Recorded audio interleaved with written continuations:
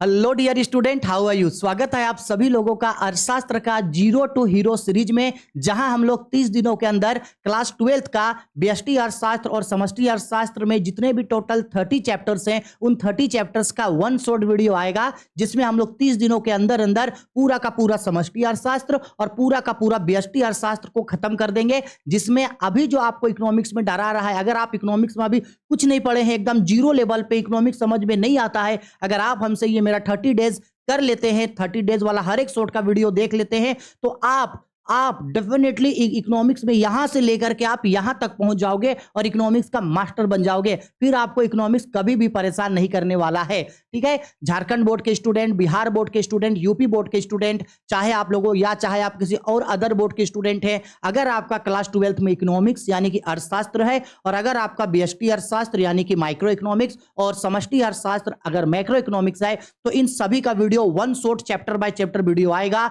इतना डिटेल्ड में, इतना अच्छे तरीके से आप लोगों को पढ़ा रहे हैं कि एक बार पढ़ने के बाद आपको उस चैप्टर में, उस टॉपिक पे कोई भी दिक्कत नहीं होगा और इकोनॉमिक्स इतना आसान तरीके से तैयारी हो जाएगा, जिसमें आप लोग इकोनॉमिक्स में 100 में 100 मार्क्स स्कोर करोगे। फिर चाहे आप किसी भी बोर्ड के स्टूडेंट है, किसी भी स्ट्रीम के स्टूडेंट क्यों ना हो। ठीक है, तो इसमें हम लोग जो क्लास 12th में पढ़ रहे हैं, अभी हम लोगों का व्यष्टि अर्थशास्त्र है, माइक्रो इकोनॉमिक्स चैप्टर नंबर 3 है, जिसका नाम है उपभोक्ता का संतुलन, और ये वन शॉट वीडियो होगा। हालांकि हम उपभोक्ता का संतुलन, ये जो चैप्टर है, हम आप लोगों को ये चैप्टर को टॉपिक बाय टॉपिक इसके ऊपर टोटल 7 लेक्चर वीडियो लाए थे, लेकिन आप लोग बोल रहे थे कि सर इसका वन शॉट वीडियो बना दो ताकि एक ही वीडियो में सब चीज कवर हो जाए। तो चलो बताते हैं, और ये वीडियो लंबा होगा क्योंकि ये जो हम लोगों का उपभोक्ता संतुलन टॉपिक जो है, ये बहुत ही ज्यादा, इसमें कई सारे चीज हैं पढ़ने के लिए, लेकिन जितना ज्यादा चीज है पढ़ने के लिए, सीखने में उतना ही ज्यादा मजा आएगा। आपके पास कोई भी बुक है, एनसीईआरटी का बुक है तो ये उपभोक्ता व्यवहार करके मिलेगा। अगर आपके पास एसबीपीडी पब्लिकेशन का बुक है तब तो ये आपको चैप्टर 3 में दिख ही जाएगा वहां पे। ठीक है, चलो स्टार्ट करते हैं। हम लोग हर एक चीज को अच्छा से स्क्रीनशॉट लेना और करते जाना। ठीक है, ये हम लोगों का है उपभोक्ता का संतुलन। ठीक, अब सबसे पहले हम लोग बात करते हैं इसमें कि सर जी उपभोक्ता का मतलब आखिरकार होता क्या है, उपभोक्ता आखिरकार बोलते किसको है। ठीक है, अच्छा से समझना, और हाँ, आर्ट्स कॉमर्स साइंस तीनों ही स्ट्रीम के स्टूडेंट तक वीडियो को शेयर कर देना ताकि उन लोग भी इसको पढ़ सके, क्योंकि सभी लोगों का इकोनॉमिक्स सेम है। इंग्लिश वालों का अलग वीडियो आ रहा है, हिंदी वालों का अलग वीडियो आ रहा है। तो सबसे पहले बात करते हैं हम लोग उपभोक्ता कौन होता है, क्योंकि अगर हम लोग उपभोक्ता का संतुलन पढ़ रहेंगे तो हम लोगों को सबसे पहले यह जानना जरूरी है कि उपभोक्ता होता कौन है। तो देखो, उपभोक्ता का मतलब होता है, सिंपल बात है, जब कोई भी व्यक्ति किसी वस्तुओं तथा सेवाओं का क्रय करता है, उसे उपभोग करता है और उसकी अंतिम उपयोगिता को समाप्त करता है, तो उसी व्यक्ति को उस वस्तु का उपभोक्ता कहेंगे। सिंपल सा बात है। सपोज कर लो हम ये कपड़ा पहने हैं, तो ये कपड़ा का हम उपभोग कर रहे हैं, तो ये कपड़ा का हम उपयोगिता है। हम ये रेड कलर का साइनोसॉफ्टेक का पेन यूज कर रहे हैं, तो ये पेन हम उपभोग कर रहे हैं, तो हम इस पेन का उपभोक्ता है। हम सपोज कर लो कि आपका बताते हैं, जैसे कि सपोज कर लो हम ये हम ये टेबलेट यूज कर रहे हैं, तो हम इस टेबलेट का उपभोक्ता है। हम किसी भी चीज का उपभोग कर रहे हैं, हम किसी भी चीज का उपभोग कर रहे हैं। क्लास 12 देखो, विस्तास बुक का हम यूज कर रहे हैं। किसी भी चीज का अगर हम उपयोग करते हैं तो हम उसका क्या कहलाएंगे, उपभोक्ता कहलाएंगे। सिंपल सा बात है। उपभोक्ता वह व्यक्ति होता है जो किसी भी वस्तु का उपभोग करता है और उसकी अंतिम उपयोगिता को समाप्त करता है। ठीक है, आया समझ में मेरा बात। देखो, वही बोल रहा है, जब कोई व्यक्ति अपनी आवश्यकताओं की पूर्ति के लिए वस्तुओं तथा सेवाओं का क्रय कर उनका उपभोग करता है और उसकी अंतिम उपयोगिता को समाप्त करता है, तो उसे ही उपभोक्ता कहते हैं। अर्थशास्त्र में उपभोक्ता को एक आर्थिक एजेंट के रूप में जाना जाता है। ये इंपॉर्टेंट चीज है कि अर्थशास्त्र में उपभोक्ता को एक आर्थिक एजेंट के रूप में जाना जाता है, क्योंकि उपभोक्ता ही होता है जो आर्थिक क्रियाओं को करता है। अगर उपभोक्ता नहीं होगा तो अर्थव्यवस्था में आर्थिक क्रियाएं होगी ही नहीं। ठीक है, आर्थिक क्रिया क्या होता है, ये सब हम लोग इकोनॉमिक्स का लेक्चर 1 में, चैप्टर 1 चैप्टर 2 में डिटेल में पढ़ चुके थे। आगे बोल रहा है, एक उपभोक्ता उन्हीं वस्तुओं तथा सेवाओं का क्रय करना पसंद करता है जिससे उसे अधिकतम संतुष्टि की प्राप्ति होती है। हम हो चाहे आप हो, हम सभी लोग हमेशा उन्हीं वस्तुओं का उपभोग करेंगे जिस वस्तु से हम लोगों को ज्यादा उपयोगिता मिलेगा, यानी जिस वस्तु से हमको अधिकतम संतुष्टि मिलेगा।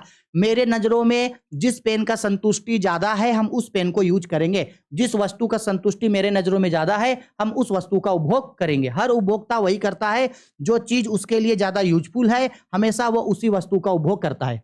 अब हम लोग पढ़ते हैं उपभोक्ता व्यवहार का मतलब क्या होता है, ठीक है, क्योंकि उपभोक्ता संतुलन है ना भाई। उपभोक्ता व्यवहार का मतलब क्या होता है? सिंपल सा बात है, उपभोक्ता मतलब हम लोग समझ गए, वो व्यक्ति जो वस्तुओं तथा सेवाओं का उपभोग करता है, ये व्यक्ति, हम लोग, आप लोग, सब लोग उपभोक्ता हैं। हम लोगों का व्यवहार के बारे में पढ़ेंगे, हम लोग उपभोक्ता हैं, हम लोगों के व्यवहार के बारे में पढ़ेंगे कि आखिरकार हम लोगों का बाजार में व्यवहार किस तरीके से होता है, कब और किस तरीके से हम लोग किसी वस्तुओं को खरीदना पसंद करते हैं, कब और किस तरीके से किसी वस्तुओं को खरीदना पसंद नहीं करते हैं, कब हम लोगों का कोई मांग बढ़ता है, कब हम लोगों का कोई मांग बढ़ता है, घटता है, कब हम लोग कौन सा वस्तु को खरीदने का इच्छा रखते हैं, कब हम लोग कौन सा वस्तु को नहीं खरीदते हैं। तो एक उपभोक्ता किस तरीके से व्यवहार करता है, एक उपभोक्ता किस तरीके से वस्तुओं को चुनता है, एक उपभोक्ता किस तरीके से वस्तुओं का क्रय करता है, एक उपभोक्ता किस तरीके से अपने पैसे को खर्च करना पसंद करता है, इसी चीज को बोलते हैं उपभोक्ता का व्यवहार। यहां उपभोक्ता के बिहेवियर के बारे में हम लोग जानते हैं।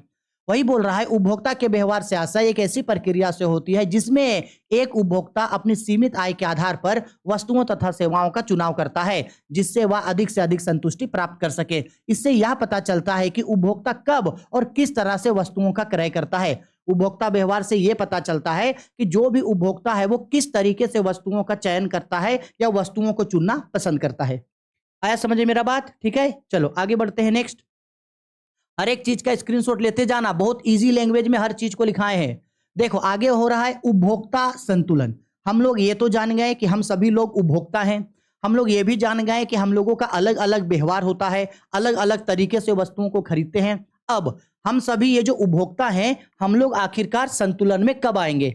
हम लोग जो उपभोक्ता हैं आखिरकार हम लोग संतुलन में कब आएंगे? देखो वेरी सिंपल बात है, कोई भी उपभोक्ता संतुलन की स्थिति में तब आता है जब वो अपनी आय से अधिकतम वस्तुओं तथा सेवाओं का क्रय कर ले। यानी मेरे पास जितना पैसा है, अगर हम उन पैसों से अधिक मात्रा में वस्तुओं तथा सेवाओं का क्रय कर ले, हम थोड़ा सा पैसा लेकर के बाजार गए और उस पैसे में हम बहुत सारा सामान अगर खरीद लिए तो हम संतुलन में हो जाएंगे। संतुलन का मतलब है उपभोक्ता खुश है, संतुलन का मतलब है उपभोक्ता हैप्पी है। उसके पास जितना आय था और वो जितना पैसा खर्च किया है उससे उसको अधिक से अधिक वस्तुओं तथा सेवाएं मिल गई, तो उपभोक्ता संतुलन की स्थिति में है। आप सपोज कर लो बाजार गए और बाजार से जाकर के आप कोई सामान खरीदे और जितना पैसा ले गए थे उसमें आपको खूब सारा सामान मिल गया, तो उस कंडीशन पे आप संतुलन की स्थिति में होगे। बोलोगे कि अरे वाह, इतना थोड़ा पैसा लगाएं और इतना ज्यादा सामान मिल गया, तो संतुलन में है।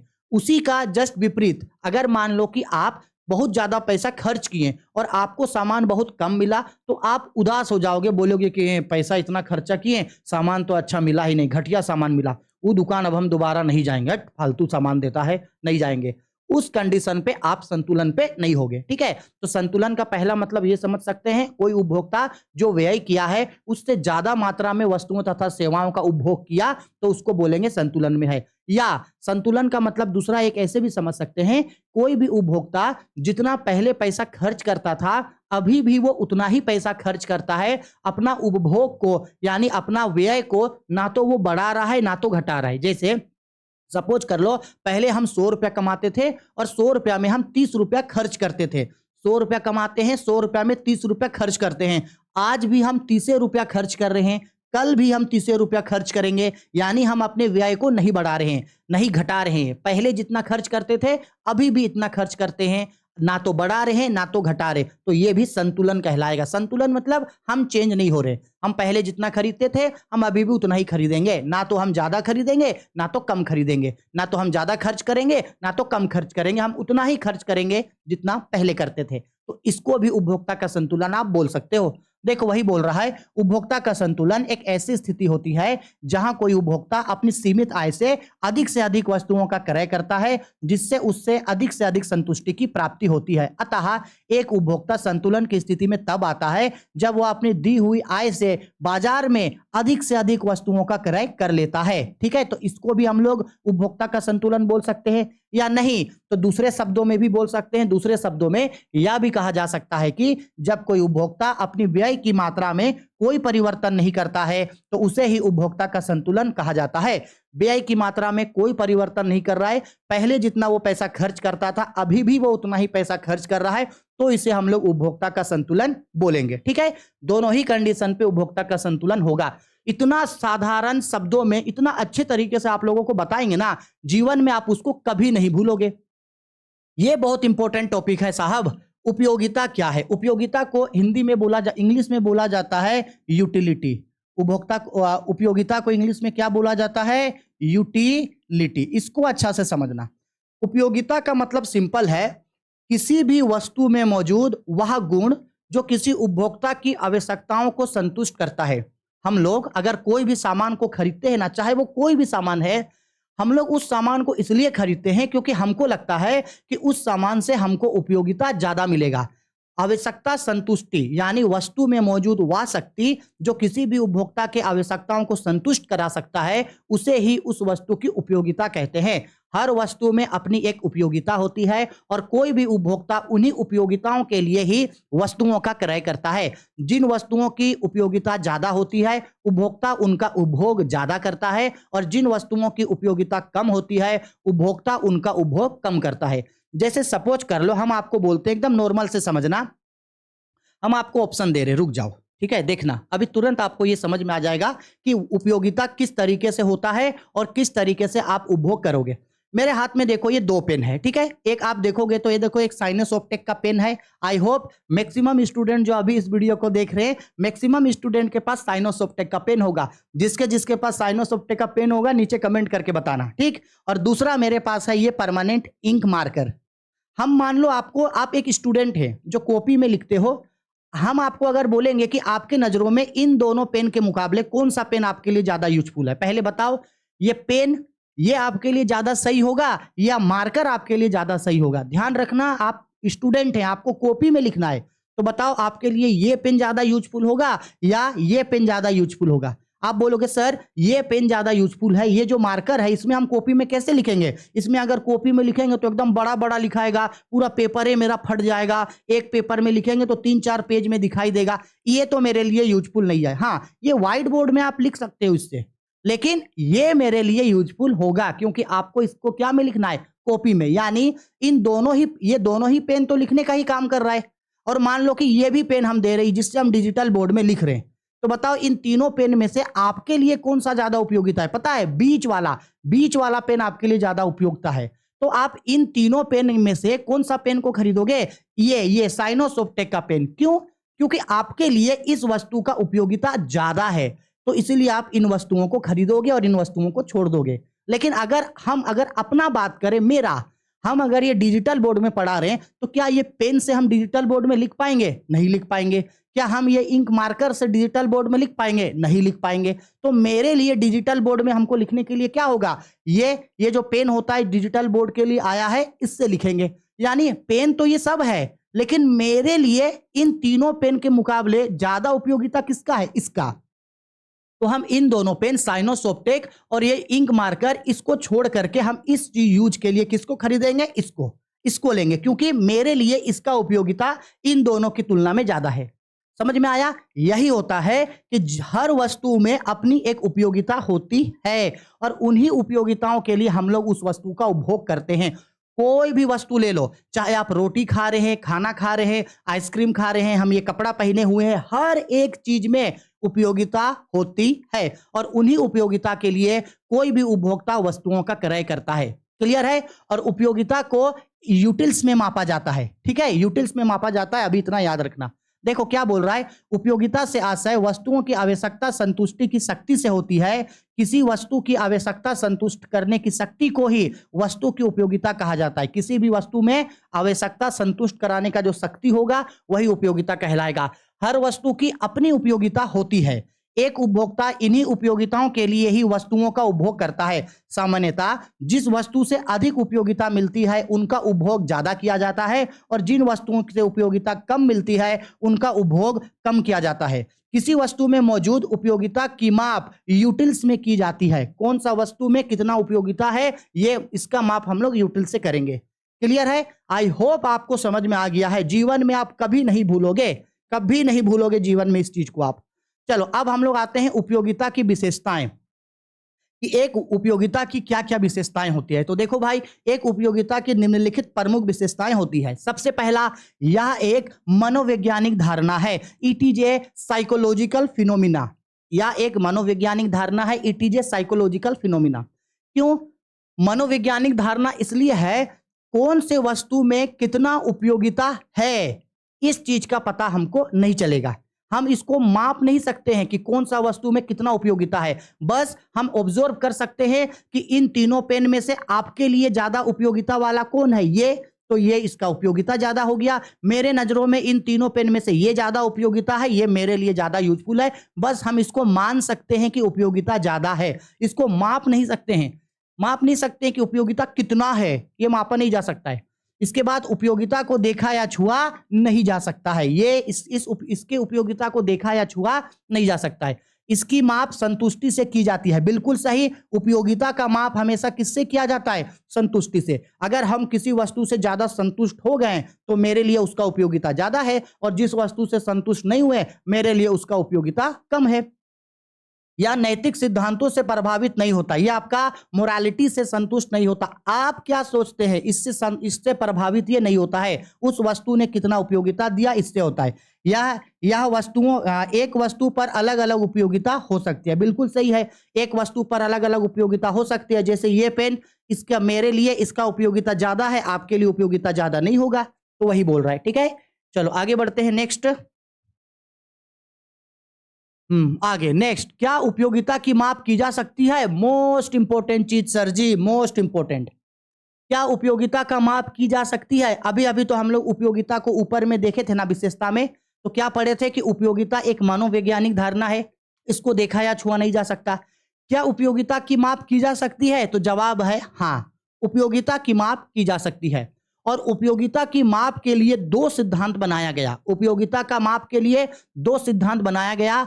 पहला सिद्धांत का नाम है उपयोगिता का गणनवाचक सिद्धांत। गणनवाचक सिद्धांत बोले तो कार्डिनल यूटिलिटी कॉन्सेप्ट। याद रखना, उपयोगिता की माप की दो सिद्धांत होती है, एक गणनवाचक सिद्धांत और दूसरा होता है हम लोगों का क्रमवाचक सिद्धांत, जिसको हम लोग बोलते हैं कार्डिनल यूटिलिटी कॉन्सेप्ट। अब ध्यान से समझना, गणनवाचक सिद्धांत और क्रमवाचक सिद्धांत होता क्या है।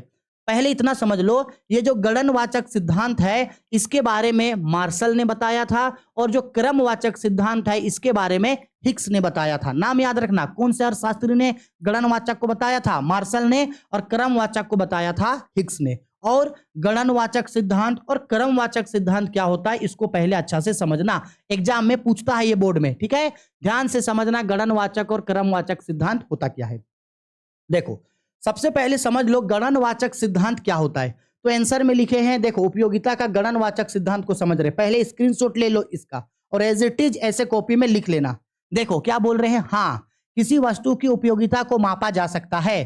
प्रोफेसर है, देखो नाम याद रखना जी, प्रोफेसर मार्शल ने उपयोगिता को मापनीय बताते हुए गणनवाचक दृष्टिकोण को प्रस्तुत किया। प्रोफेसर मार्शल का मानना था कि उपयोगिता को मुद्रा के माध्यम से मापा जा सकता है। उनका मानना था कि हाँ सर जी, कोई वस्तु में कितना उपयोगिता है इसका माप मुद्रा के आधार पर किया जा सकता है। कैसे किया जा सकता है? तो सुनो क्या बोल रहे हैं, किसी वस्तु के बदले दी जाने वाली कीमत ही उपयोगिता की गणना का आधार है। उनका मानना था कि किसी वस्तु के लिए जितना हम लोग पैसा खर्च कर रहे हैं वही वस्तु का मूल्य मेरे लिए उपयोगिता का आधार होगा। उन्होंने उपयोगिता को गणनवाचक संख्या जैसे 1, 2, 3 ... आदि रूपों में परिभाषित किया। इस दृष्टिकोण के आधार पर हम यह ज्ञात कर सकते हैं कि एक वस्तु से प्राप्त उपयोगिता दूसरे वस्तु से प्राप्त उपयोगिता से कितनी गुना कम या अधिक है। देखो एग्जाम्पल के थ्रू समझा रहे, यदि कोई उपभोक्ता वस्तु ए के लिए 10 रुपया देता है तथा वस्तु बी, यहां बी होगा, हाँ, वस्तु बी के लिए 20 रुपया देता है, तब इससे यह पता चलता है कि उपभोक्ता के लिए वस्तु बी की उपयोगिता वस्तु ए की तुलना में दुगनी है। इसका मतलब क्या बोल रहा है, ध्यान से समझो। अगर मान लो कोई भी उपभोक्ता दो वस्तुओं का उपभोग कर रहा है, वस्तु ए और वस्तु बी, सपोज कर लो वस्तु ए का दाम 10 रुपया है और वस्तु बी का दाम 20 रुपया है, और उपभोक्ता इन दोनों ही वस्तुओं का उपभोग कर रहा है, तो इन दोनों वस्तु के उपभोग में सबसे ज्यादा महंगा यानी किस वस्तु का कीमत ज्यादा है? तो दूसरा वस्तु का कीमत ज्यादा है, क्योंकि दूसरा वस्तु का कीमत 20 रुपया है। तब हम ये मानेंगे कि उपभोक्ता के लिए जो है वस्तु बी का उपयोगिता वस्तु ए के तुलना में ज्यादा है। तो पता चल गया कि इस वस्तु का उपयोगिता ज्यादा है, माप दिए। ठीक है, जैसे अगर 1 2 3 लिखेंगे तो यहां सबसे ज्यादा उपयोगिता ये तीसरा वस्तु का होगा क्योंकि इसका मूल्य ज्यादा है। ऐसा मानना किसका था? मार्शल का। ठीक है, इसके बाद इसी मार्शल के इन्हीं नियम को प्रतिपादन करते हुए आगे हिग्स ने कहा कि देखो गुरुजी, बात ऐसा है कि ठीक है, वस्तुओं के मूल्य में तो आप बता दिए, लेकिन हम लोग ये भी तो जानते हैं ना कि वस्तु की उपयोगिता जो है वो साइकोलॉजिकल फिनोमिना है, यानी कि एक मानववैज्ञानिक धारणा है। तो हम जरूरी थोड़ी है कि अगर मान लो कि कोई सामान का दाम अगर ज्यादा है तो ज्यादा होने से उस सामान का उपयोगिता ज्यादा है, ये बोलना तो सर जी गलत है। क्योंकि सामान का दाम जो ज्यादा है, यानी जो सामान का कीमत ज्यादा है, वो तो कई चीजों पे निर्भर करता है। ठीक है, तो ऐसा नहीं ना बोल सकते हैं कि अगर कोई सामान अगर 1 रुपया वाला है और कोई सामान अगर 2 रुपया वाला है तो 2 रुपया वाला सामान का उपयोगिता ज्यादा है। नहीं, ऐसा नहीं है। समझ में आ रहा है? ऐसा हम लोग इसलिए बोलते हैं क्योंकि वो जो वस्तु महंगा हुआ है वो कई सारे चीजों पे वो निर्भर करता है। समझ में आ रहा है? जरूरी थोड़ी है कि सस्ता चीज है तो उसका उपयोगिता कम होगा और महंगा चीज है तो उसका उपयोगिता ज्यादा होगा, नहीं। हाँ, लेकिन उन्होंने कहा कि एक काम कर सकते हैं हम लोग इसको ना नंबरिंग दे सकते हैं। Number 1, number 2, number 3, number 4, number 5, ऐसे नंबर दे देंगे और जो सामान नंबर 1 पे आएगा उसका मतलब है उपयोगिता ज्यादा है। जैसे आपसे हम अगर कभी पूछे, जैसे अभी हम आपसे पूछते हैं, अगर बताओ मोबाइल में सबसे अच्छा मोबाइल कौन है आपके लिए? मोबाइल में सबसे अच्छा मोबाइल, तो सबसे पहले मन में ट्रिगर आएगा sir Apple phone, iPhone sir, iPhone sir अच्छा है। आईफोन को आप 1 नंबर पे रखें, इसके बाद बोले ठीक है आईफोन के बाद बताओ, तो आप कोई दूसरा फोन बताओगे, फिर दूसरा फोन, फिर दूसरा फोन, ऐसे बताते जाओगे। तो अगर आप किसी वस्तु को पहले नंबर पे रखें, इसका मतलब आपके लिए उस वस्तु का उपयोगिता ज्यादा है। और जिस वस्तु को आप अंतिम नंबर पे रखें, इसका मतलब है आपके लिए उसका उपयोगिता कम है। तो नंबर देना सही होगा। किसी वस्तु को नंबर 1 पे रखे, नंबर 2, नंबर 3। जैसे देखो ये 3 पेन था आपके लिए, तो इन तीनों पेन में से आप बताओ सबसे नंबर 1 में किसको रखोगे? आप अपने लिए इस पेन में से सबसे नंबर 1 पे इसको रखोगे। इसके बाद दूसरे नंबर पे हो सकता है आप इसको रख दो, और तीसरे नंबर पे हो सकता है आप इसको रख दो। पहले नंबर पे आप किसको रखोगे? साइनोसोप्टेक का पेन, तो इसका उपयोगिता ज्यादा है। दूसरे नंबर पे इसका रखो तो इससे उससे थोड़ा कम है, और सबसे लास्ट में इसमें रखे तो इसका उपयोगिता आपके लिए कम है। हाँ, ये कहना सही है। ठीक है, तो इसी चीज के बारे में प्रोफेसर हिग्स ने बताया। प्रोफेसर हिग्स ने उपयोगिता का क्रमवाचक दृष्टिकोण प्रस्तुत किया। प्रोफेसर हिग्स ने प्रोफेसर मार्शल द्वारा दिए गए उपयोगिता के गणनवाचक माप के सिद्धांत से सहमत नहीं थे। प्रोफेसर हिग्स का यह मानना था कि उपयोगिता अथवा संतुष्टि पूर्ण रूप से एक मानववैज्ञानिक विचार है। इसे संख्या के रूप में व्यक्त नहीं किया जा सकता है। किस वस्तु से कितनी अधिक और किस वस्तु से कितनी कम संतुष्टि मिली है, इसे कीमत के आधार पर बताया नहीं जा सकता है। ठीक है, नहीं बताया जा सकता है। संतुष्टि के उच्च अथवा निम्न स्तर के आधार पर उन्हें केवल क्रम, serial number 1, serial number 2, serial number 3, serial number 4, serial number 5, ऐसे सीरियल नंबर पे बैठाया जा सकता है। और सीरियल नंबर 1 पे जिस वस्तु को रख रहे हैं उसका उपयोगिता आपके लिए ज्यादा है। सीरियल नंबर 2 पे जो रखे वो उससे कम है। सीरियल 3 और कम और कम और कम। समझ में आया है ना? Very simple. ठीक है, चलो आगे बढ़ते हैं। उपयोगिता के प्रकार, मोस्ट इंपोर्टेंट चीज कि वस्तु की उपयोगिता कितने प्रकार के होते हैं? तो याद रखना, उपयोगिता मुख्यतः 2 प्रकार के होते हैं। सबसे पहला होता है आपका सीमांत उपयोगिता, जिसको मार्जिनल यूटिलिटी बोलते हैं। मार्जिनल यूटिलिटी को शॉर्टकट में एमयू बोलते हैं। और दूसरा होता है हम लोगों का कुल उपयोगिता यानी टोटल यूटिलिटी, जिसको टीयू बोलते हैं। अब सीमांत उपयोगिता और कुल उपयोगिता क्या होता है समझना। एक बात मेरा आप हमेशा याद रखना कि जब कभी भी बात होगा सीमांत का, किस चीज का? सीमांत का, तो हमेशा याद रखना सीमांत का मतलब होता है एक अतिरिक्त। हमेशा याद रखना सीमांत का मतलब क्या होता है? एक अतिरिक्त, यानी 1 एडिशन, एक एक्स्ट्रा जी। 1 एडिशन, एक एक्स्ट्रा। सीमांत का मतलब हमेशा होता है एक एक्स्ट्रा। ठीक है, इतना याद रखना। अभी हम इसको करवाएंगे। चलो देखो, अब हम लोग पहले सीमांत उपयोगिता के बारे में जानते हैं कि सीमांत उपयोगिता सर जी होता क्या है। ध्यान से और अच्छे से समझना। जब कभी भी किसी भी वस्तु का एक अतिरिक्त इकाई का उपभोग किया जाता है, तो एक अतिरिक्त इकाई का उपभोग करने से कुल उपयोगिता में जो परिवर्तन आता है, कुल उपयोगिता में जो परिवर्तन आता है उसे ही हम लोग सीमांत उपयोगिता कहते हैं। समझ में नहीं आया ना? समझाते हैं। देखो, हम आपको यह बोलने का कोशिश कर रहे हैं, अगर मान लो हम लोग कोई एक वस्तु का उपभोग किए थे तो उससे 2 के बराबर उपयोगिता मिला था। एक वस्तु मान के चलो कि एक रोटी खाएं और एक रोटी खाने से आपको 2 के बराबर यूटिल्स मिला, यानी 2 के बराबर उपयोगिता मिला। अगर आप 2 रोटी खाते तो 4 के बराबर उपयोगिता मिलता मिलता ना। अब सपोज कर लो कि आप 5 रोटी खाए थे, तो 5 रोटी में एक रोटी 2 के बराबर, यानी 10 के बराबर आपको उपयोगिता मिला था, 10 के बराबर। तो ये 10 है कुल उपयोगिता। टोटल 5 रोटी खाएं, एक रोटी से 2 के बराबर उपयोगिता मिला, तो टोटल उपयोगिता आपको 10 मिला, तो 10 आपका हो गया कुल उपयोगिता। लेकिन आप एक अतिरिक्त इकाई का उपभोग किया, आप एक एक्स्ट्रा रोटी खाए। अब पहले बताओ कुल उपयोगिता आपका कितना था? कुल उपयोगिता तो आपका 10 था, लेकिन आप एक एक्स्ट्रा रोटी खाएं, आप 10 की जगह आप 6 रोटी खाएं, तो 6 रोटी 2 के हिसाब से तो 12 उपयोगिता मिला। पहले उपयोगिता 10 था और 10 से कितना हो गया? 12। तो एक जो आप एक्स्ट्रा रोटी खाएं, एक एक्स्ट्रा रोटी खाएं, इसके वजह से आपको एक्स्ट्रा कितना के बराबर उपयोगिता मिला? 12 से 10 देखो 2 के बराबर एक्स्ट्रा उपयोगिता मिला। तो ये जो 2 आपको एक्स्ट्रा उपयोगिता मिला, उसी को कहते हैं अतिरिक्त उपयोगिता, जिसको हम लोग बोलते हैं सीमांत उपयोगिता। सीमांत का मतलब हम बताए थे अभी, सीमांत का मतलब बताए थे, हमेशा याद रखना अतिरिक्त। सीमांत का मतलब होता है एक्स्ट्रा। क्लियर है? आया समझ में? देखो यही बोल रहे हैं, सीमांत सबसे आशय एक अतिरिक्त इकाई से होता है। किसी वस्तु की एक अतिरिक्त इकाई के उपभोग करने से जो अतिरिक्त उपयोगिता मिलती है उसे ही सीमांत उपयोगिता कहते हैं। दूसरे शब्दों में कहें तो किसी वस्तु के एक अतिरिक्त इकाई के उपभोग करने से कुल उपयोगिता में जो वृद्धि होती है उसे ही सीमांत उपयोगिता कहते हैं। फॉर्मूला होता है सीमांत उपयोगिता बराबर कुल उपयोगिता n माइनस कुल उपयोगिता n माइनस 1। और हम अभी बताए थे सीमांत उपयोगिता को mu बोलेंगे, तो इसको लिखेंगे mu is equal to total utility n minus total utility n minus 1। देखो इसी को यहां से हम लोग अभी निकाल सकते हैं।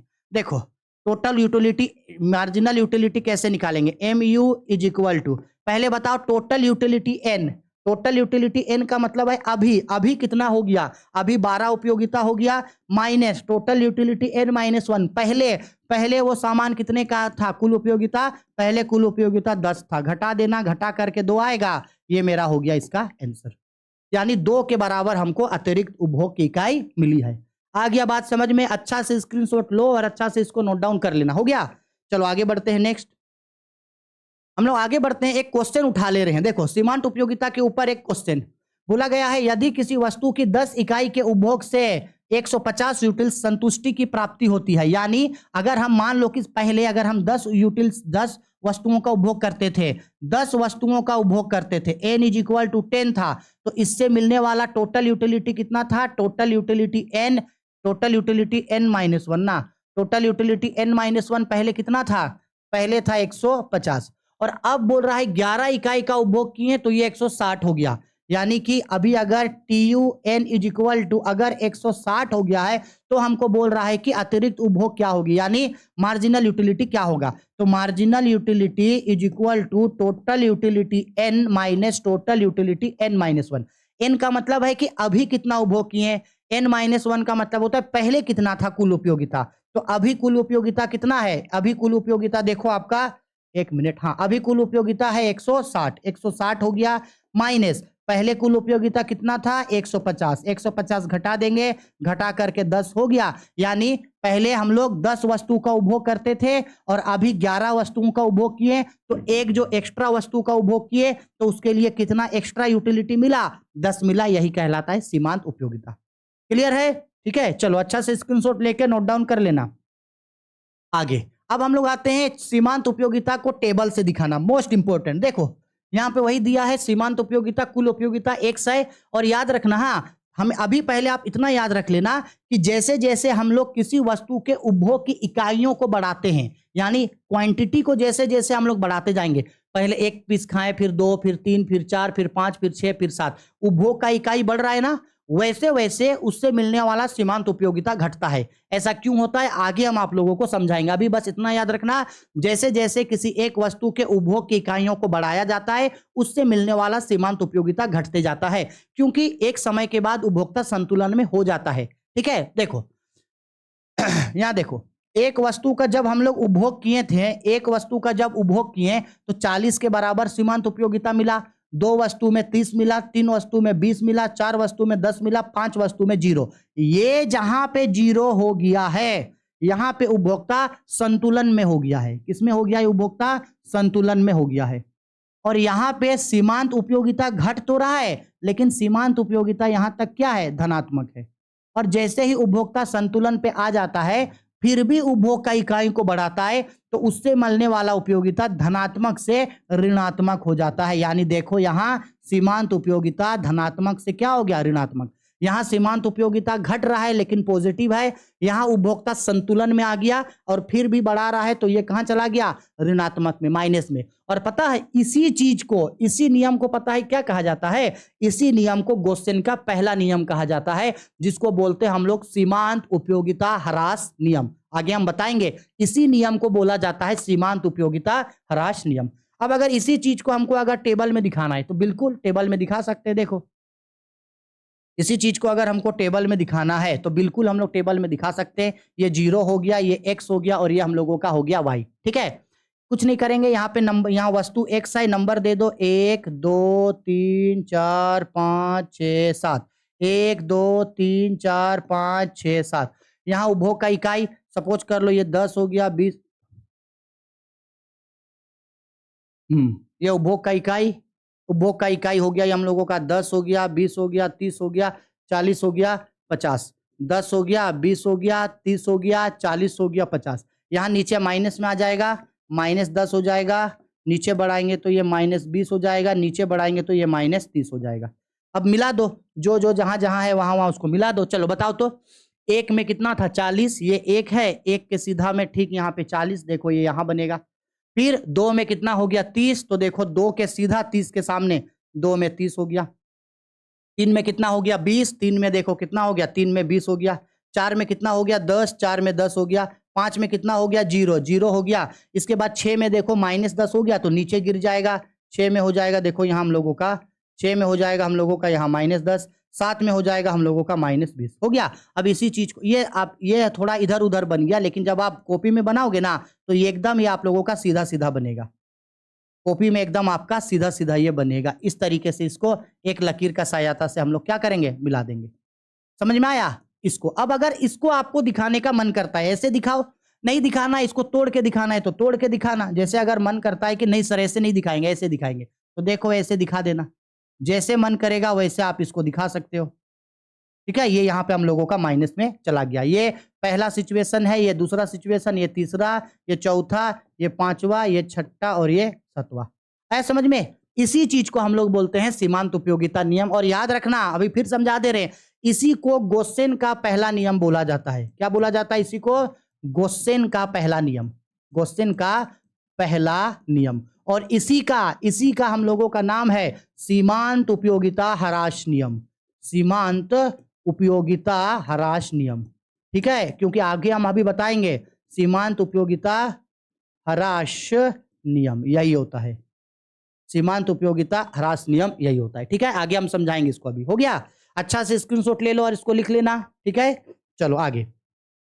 अब देखो उसी चीज को जो हम ऊपर बताए थे, देखो यहाँ पे देखो ये अभी हम बताए थे ना आप लोगों को ग्राफ, देखो वो सेम है टेबल, और देखो यहाँ पे उसका ड्राइंग है। देखो सेम जो अभी हम ड्राइंग ऊपर बताए थे सेम वही ड्राइंग है। ठीक है, हो गया। अब आते हम लोग कुल उपयोगिता क्या होता है। तो भाई साहब कुल उपयोगिता का मतलब क्या होता है समझ लो। कुल उपयोगिता का मतलब होता है हम लोग जितना वस्तुओं का उपभोग किए हैं उससे जितना भी हमको उपयोगिता मिला वो मेरा कुल उपयोगिता कहलाता है। जैसे अगर हम 1 रोटी खा रहे हैं और 1 रोटी के बराबर मान लो हमको 2 के बराबर उपयोगिता मिल रहा है। हर वस्तु का एक उपयोगिता होता है ना। सपोज कर लो हम 1 रोटी खा रहे हैं तो 2 उपयोगिता मिला। तो अगर हम मान लो 1 रोटी खा रहे हैं तो 2 उपयोगिता मिला। अगर हम 2 रोटी खाएंगे तो 4 के बराबर उपयोगिता मिलेगा। 3 रोटी खाएंगे तो 6 के बराबर, 4 रोटी खाएंगे तो 8 के बराबर, और अगर 5 रोटी खाएंगे तो 10 के बराबर। ये मेरा होगा कुल उपयोगिता। ये 5 रोटी का कुल उपयोगिता, ये 4 रोटी का कुल उपयोगिता, ये 6 रोटी का कुल उपयोगिता, ये मेरा 2 रोटी का। अगर सपोज कर लो कि हम बहुत ज्यादा भूखड़ हैं, बहुत भूख लगाए और हम 10 रोटी खा गए तो 1 रोटी से 2 के बराबर उपयोगिता, तो टोटल उपयोगिता कितना मिलेगा? 20 मिलेगा। समझ में आ गया? यही होता है। यही बोल रहे हैं किसी वस्तु की सभी इकाइयों के उपभोग से जिन उपयोगिता की प्राप्ति होती है उसे ही कुल उपयोगिता कहते हैं। कुल उपयोगिता उपभोग की विभिन्न इकाइयों से प्राप्त सीमांत उपयोगिता का योग होता है। ऐसा भी बोल सकते हैं कि total utility is equal to sum of marginal utility, यानी जितना भी सीमांत उपयोगिता मिला, जब हम उन पूरे सीमांत उपयोगिता को जोड़ देंगे तो मेरा आपका कुल उपयोगिता मिल जाएगा, मिल सकता है। या ऐसे भी हो सकता है total utility is equal to जितना हम लोग क्वांटिटी कंज्यूम किए हैं उसको मल्टीप्लाई कर देंगे हम लोग यूटिल से। वही देखो फॉर्मूला बोल रहा है कुल उपयोगिता बराबर कुल सीमांत उपयोगिता, यानी टोटल यूटिलिटी बराबर टोटल मार्जिनल यूटिलिटी, यानी टोटल यूटिलिटी बराबर सम ऑफ मार्जिनल यूटिलिटी, यानी कि ये देखो ये वही चीज को यहां पे समझा रहा है। आ गया समझ में? चलो अब हम लोग इसका एक क्वेश्चन करते हैं और क्वेश्चन के थ्रू हम लोग इसको यहां पे क्लियर कर लेंगे अभी, ठीक है। देखो देखो जी, चलो देखो ऊपर जो क्वेश्चन दिए थे सीमांत उपयोगिता वाला, देखो सेम वही क्वेश्चन है, एक्स्ट्रा कुछ नहीं है, सेम वही क्वेश्चन है।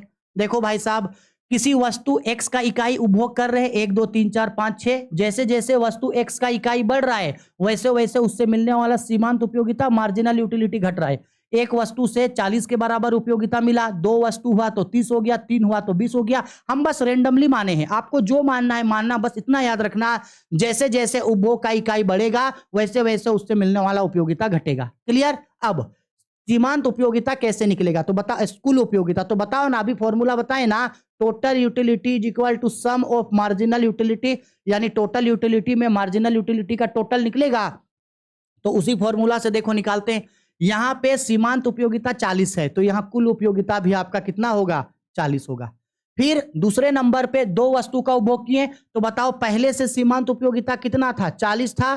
पहला वस्तु का उपभोग करके 40 आया है पहले से, और फिर दूसरे वस्तु का उपभोग से 30 मिला तो बताओ 40 प्लस 30 यानी कि मिलेगा यहां पे 70, यानी 2 वस्तु का उपभोग करने से कुल उपयोगिता 70 मिला। और जब 3 वस्तुओं का उपभोग करेंगे तो पहले से 70 उपयोगिता तो मिला है यहां, प्लस तीसरा वस्तु के उपभोग करने से और 20 के बराबर उपयोगिता मिला। ये 2 वस्तु का उपयोगिता और ये एक तीसरा वस्तु का उपयोगिता, तो ये मेरा टोटल 3 वस्तुओं का उपयोगिता हो गया 90।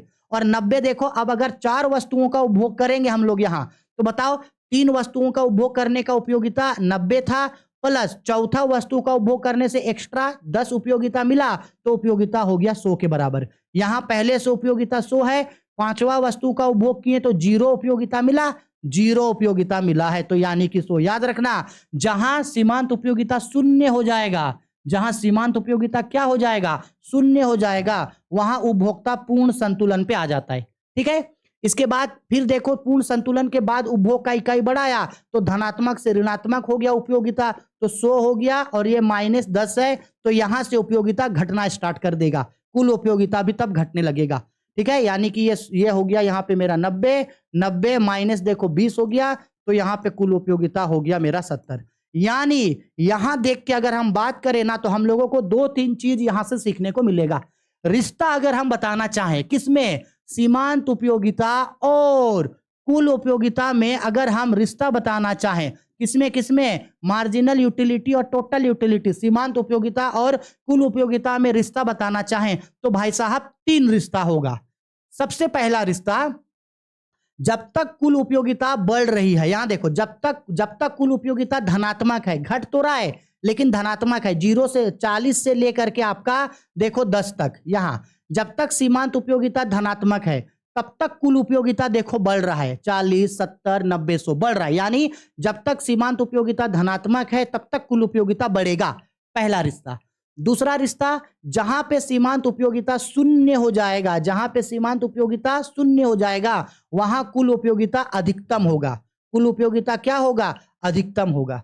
और जहां जैसे ही सीमांत उपयोगिता घटना स्टार्ट कर देगा, सीमांत उपयोगिता ऋणात्मक हो जाएगा, वैसे ही कुल उपयोगिता भी घटना स्टार्ट कर देगा। देखो ना 90 से 70 हो गया, ये भी क्या कर देगा? घटना स्टार्ट कर देगा। 3 रिश्ता होता है, जब तक सीमांत उपयोगिता धनात्मक है, जब तक सीमांत उपयोगिता क्या है? धनात्मक है, तब तक कुल उपयोगिता क्या होगा? बढ़ेगा, तब तक कुल उपयोगिता बढ़ेगा। और जहां सीमांत उपयोगिता शून्य हो गया वहां कुल उपयोगिता क्या हो जाएगा? अधिकतम हो जाएगा, अधिकतम हो जाएगा। और जहां सीमांत उपयोगिता ऋणात्मक हो गया, ऋणात्मक मतलब घट गया सीमांत उपयोगिता, वहां से मेरा कुल उपयोगिता भी घटना स्टार्ट कर देगा। ये 3 रिश्ता याद रखना, एग्जाम में पूछेगा।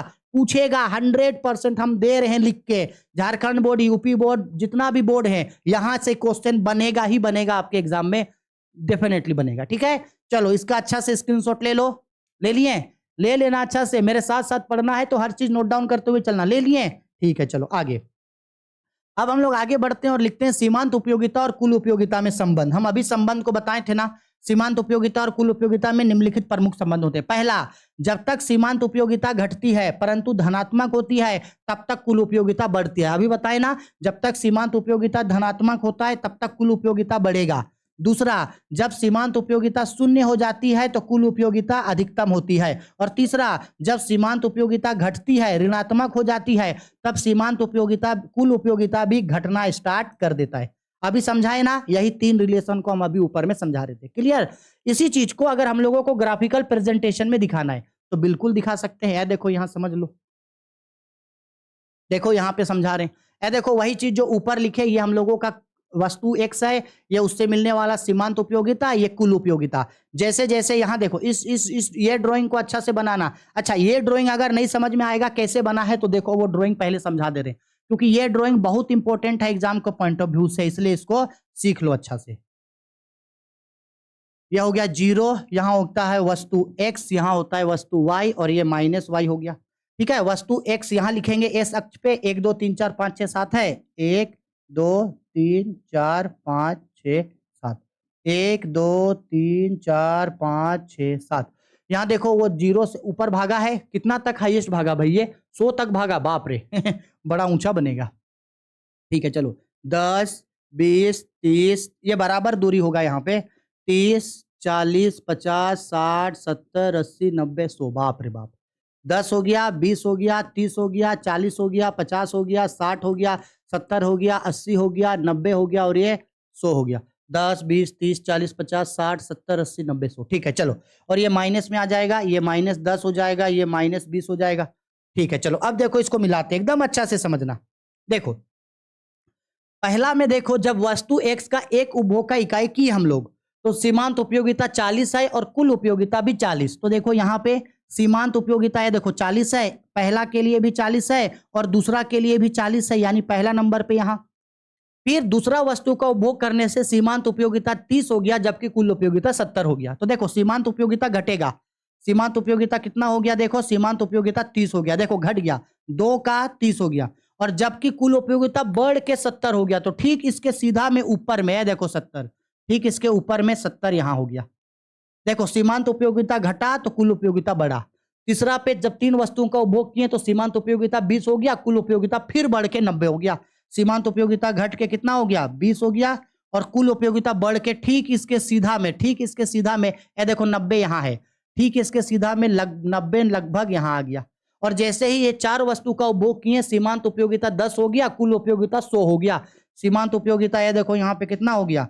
सीमांत उपयोगिता ये देखो यहाँ पे 10 हो गया, और वो कितना हो गया? बढ़ करके हो गया आपका, कितना हो गया? बढ़ करके 100 हो गया, बढ़ करके आपका हो गया 100 हो गया। और जैसे ही पांच वस्तु का उपभोग किए तो ये देखो ये शून्य हो गया, यानी यहां उपभोक्ता संतुलन पे आ गया। और उस समय भी ये कितना हो गया? अधिकतम 100 हो गया। ठीक, इसके ऊपर में भी अधिकतम कितना हो गया? ये 100 हो गया। और जैसे ही अब देखो संतुलन पे आने के बाद भी उपभोक्ता नहीं रुक रहा है, उपभोग का इकाई को बढ़ा रहा है, तो इससे मिलने वाला उपयोगिता देखो धनात्मक से कैसे ऋणात्मक होगा, देखो नीचे गिर जाएगा। 6 वस्तु का उपभोग किए तो -10 हो गया, 6 वस्तु का उपभोग किए तो देखो -10 नीचे गिर जाएगा यहां। और उस समय देखो ये माइनस हो गया तो कुल उपयोगिता भी घट के 90 हो गया। अब यहां से ये गिरेगा नीचे, अब ये यहां से गिरेगा तो यहां कितना हो गया? ये यहां से गिर के हो गया 90। फिर 7 वस्तु का उपभोग किया तो ये -20 हो गया। ओहो, 7 वस्तु का उपभोग किया तो ये यहाँ पे मेरा माइनस क्या हो गया? 20 हो गया, और ये भी और घट के कितना हो गया? और घट के हो गया ये मेरा 70, घट के हो गया ये मेरा 70। समझ में आया? बस इसी को अब एक ग्राफ का सहायता से दिखा देंगे। चलो इसी को क्या करेंगे? अब एक ड्राइंग के सहायता से दिखा देंगे। ऐसे ये जो ऊपर जा रहा है इसको, ये जो ऊपर जा रहा है इसको ऊपर भेजेंगे। बाप रे, चलना भाई, क्या हो रहा है? ये जो ऊपर जा रहा है इसको ऊपर लेके जाएंगे इस तरह से, नीचे गिर गया, और ये जो मेरा नीचे गिर रहा है इसको हम लोग नीचे ही गिरने देंगे। समझ में आ गया? ये हम लोगों का है मार्जिनल यूटिलिटी MU और ये है हम लोगों का टोटल यूटिलिटी। अब देखो 3 पॉइंट में इसको तोड़ के आप समझ सकते हो। ये है मेरा अधिकतम संतुष्टि का बिंदु, ये रहा यहां। 3 सिचुएशन समझो। जब तक मार्जिनल यूटिलिटी घट रहा है लेकिन पॉजिटिव है, तब तक टोटल यूटिलिटी देखो बढ़ रहा है, टोटल यूटिलिटी बढ़ रहा है। जब मार्जिनल यूटिलिटी 0 हो गया तब टोटल यूटिलिटी देखो यहां पे मैक्सिमम हो गया। और जैसे ही मार्जिनल यूटिलिटी नीचे नेगेटिव हो गया, नीचे क्या होने लगा, नेगेटिव होने लगा, नीचे क्या होने लगा, नेगेटिव होने लगा, वैसे ही टोटल यूटिलिटी गिरने लगा। समझ में आया? यही 3 रिलेशन तो देखो यहां समझाएं। ये जो बगल में दिए हैं ड्राइंग, वही चीज का तो है यहां ड्राइंग। आया समझ में? बहुत इंपॉर्टेंट है एग्जाम के पॉइंट ऑफ व्यू से। लास्ट ईयर ये क्वेश्चन नहीं पूछा था, हमको लगता है इस साल एग्जाम में आप लोगों का ये क्वेश्चन बनेगा ही बनेगा। ठीक है, चलो सेम ऐसा बनेगा। गेस पेपर में भी मिलेगा ये क्वेश्चन, मॉडल पेपर में भी मिलेगा ये क्वेश्चन। अच्छा से इसका स्क्रीनशॉट ले लो। ले लिए? ठीक है, चलो आगे बढ़ते हैं नेक्स्ट। अब हम लोग आगे बढ़ते हैं और आते हैं गोसेन का नियम। बताए थे ना भाई, याद रखना। पहले गोसेन के बारे में कुछ कुछ चीज को समझ लो। देखो, H.H. गोसेन जी ने एक्सेस गोसेन, जो कि एक ऑस्ट्रेलियन अर्थशास्त्री थे, उन्होंने सीमांत उपयोगिता के ऊपर 2 महत्वपूर्ण नियमों को बताया जिसे गोसेन का नियम कहा जाता है। गोसेन ऑस्ट्रेलियन थे, उन्होंने 2 नियमों को बताया जिससे गोसेन का नियम कहा जाता है। आपको याद रखना होगा गोसेन का पहला नियम और गोसेन का दूसरा नियम क्या है। याद रखना, गोसेन का पहला नियम है आपका सीमांत उपयोगिता ह्रास नियम। सीमांत उपयोगिता ह्रास नियम, ठीक है, और इसे ही ह्रासमान या घटती सीमांत उपयोगिता का नियम भी कहा जाता है। और दूसरा गोसेन का नियम है, दूसरा नियम सम सीमांत उपयोगिता का नियम। कौन सा नियम है? सम सीमांत उपयोगिता का नियम। 2 नियम याद रखना, ठीक। अब सबसे पहले हम लोग सीमांत उपयोगिता के बारे में बात करते हैं। यह भी मोस्ट इंपोर्टेंट टॉपिक है आपका। एक तो टॉपिक वो सीमांत उपयोगिता कुल उपयोगिता में संबंध, और दूसरा सीमांत उपयोगिता ह्रास नियम, जिसको law of diminishing marginal utility बोलते हैं। होता क्या है हम अभी समझाए ना। सीमांत उपयोगिता ह्रास नियम यह बताता है कि जब कोई उपभोक्ता जैसे जैसे किसी वस्तु के एक अतिरिक्त इकाई का उपभोग को बढ़ाता जाता है, वैसे वैसे उससे मिलने वाला उपयोगिता घटते जाता है। एक समय ऐसा आता है जहां वस्तु की इकाई और उसकी उपयोगिता शून्य हो जाती है, यानी उपभोक्ता संतुलन की स्थिति में आ जाता है। लेकिन अगर संतुलन की स्थिति में आने के बाद भी उपभोक्ता उपभोग की इकाइयों को नहीं रोकता है, तो उससे मिलने वाला सीमांत उपयोगिता धनात्मक से ऋणात्मक हो जाता है। इसे ही सीमांत उपयोगिता का नियम कहा जाता है। यानी जैसे जैसे एक एक्स्ट्रा उपभोग करते जाएंगे, एक रोटी एक रोटी एक रोटी एक रोटी, तो उससे मिलने वाला सीमांत उपयोगिता घटते जाएगा। जैसे समझा रहे, देखो, अगर मान लो आपको बहुत जोर से भूख लगा है, आप 1 रोटी खाएं, उपयोगिता मिला। 2 रोटी खाएं, थोड़ा सा और पेट भरा। 3 रोटी खाएं, थोड़ा सा और पेट भरा। 4 रोटी खाएं, थोड़ा सा और पेट भरा। 5 रोटी खाएं तो एकदम पूरा पेट भर गया। बोलेंगे ना रे बाबा, अब तो हमारे से ना हो गया, अब तो हम इतना ही खाएंगे। यानी अब आप संतुलन पे आ गए। लेकिन संतुलन पे आने के बाद भी आप रोटी खा रहे हैं, तो अब आपको धनात्मक से आप ऋणात्मक में चले जाओगे। आपको वोमिटिंग होने लगेगा या पेट दुखने लगेगा, ठीक से चल नहीं पाओगे, कुछ काम नहीं कर पाओगे। तो यानी उसका उपयोगिता धनात्मक से ऋणात्मक हो गया। यही कहलाता है सीमांत उपयोगिता नियम। हर चीज पे लागू होता है। आप नोटिस करना, आप कोई भी काम करने बैठोगे, पहले पूरा एनर्जी से उस काम को करोगे, धीरे धीरे धीरे धीरे एनर्जी घट जाएगा। एक समय आएगा मन करेगा नहीं अब छोड़ दो, हो गया, अब नहीं, अब तो हम कल पढ़ेंगे, यानी संतुलन पे आ गए। लेकिन मन करने के बाद भी आप जबरदस्ती पढ़ रहे हैं, तो अब आपको नींद आएगा, ऐसे बाप रे बाप नींद आ रहा है।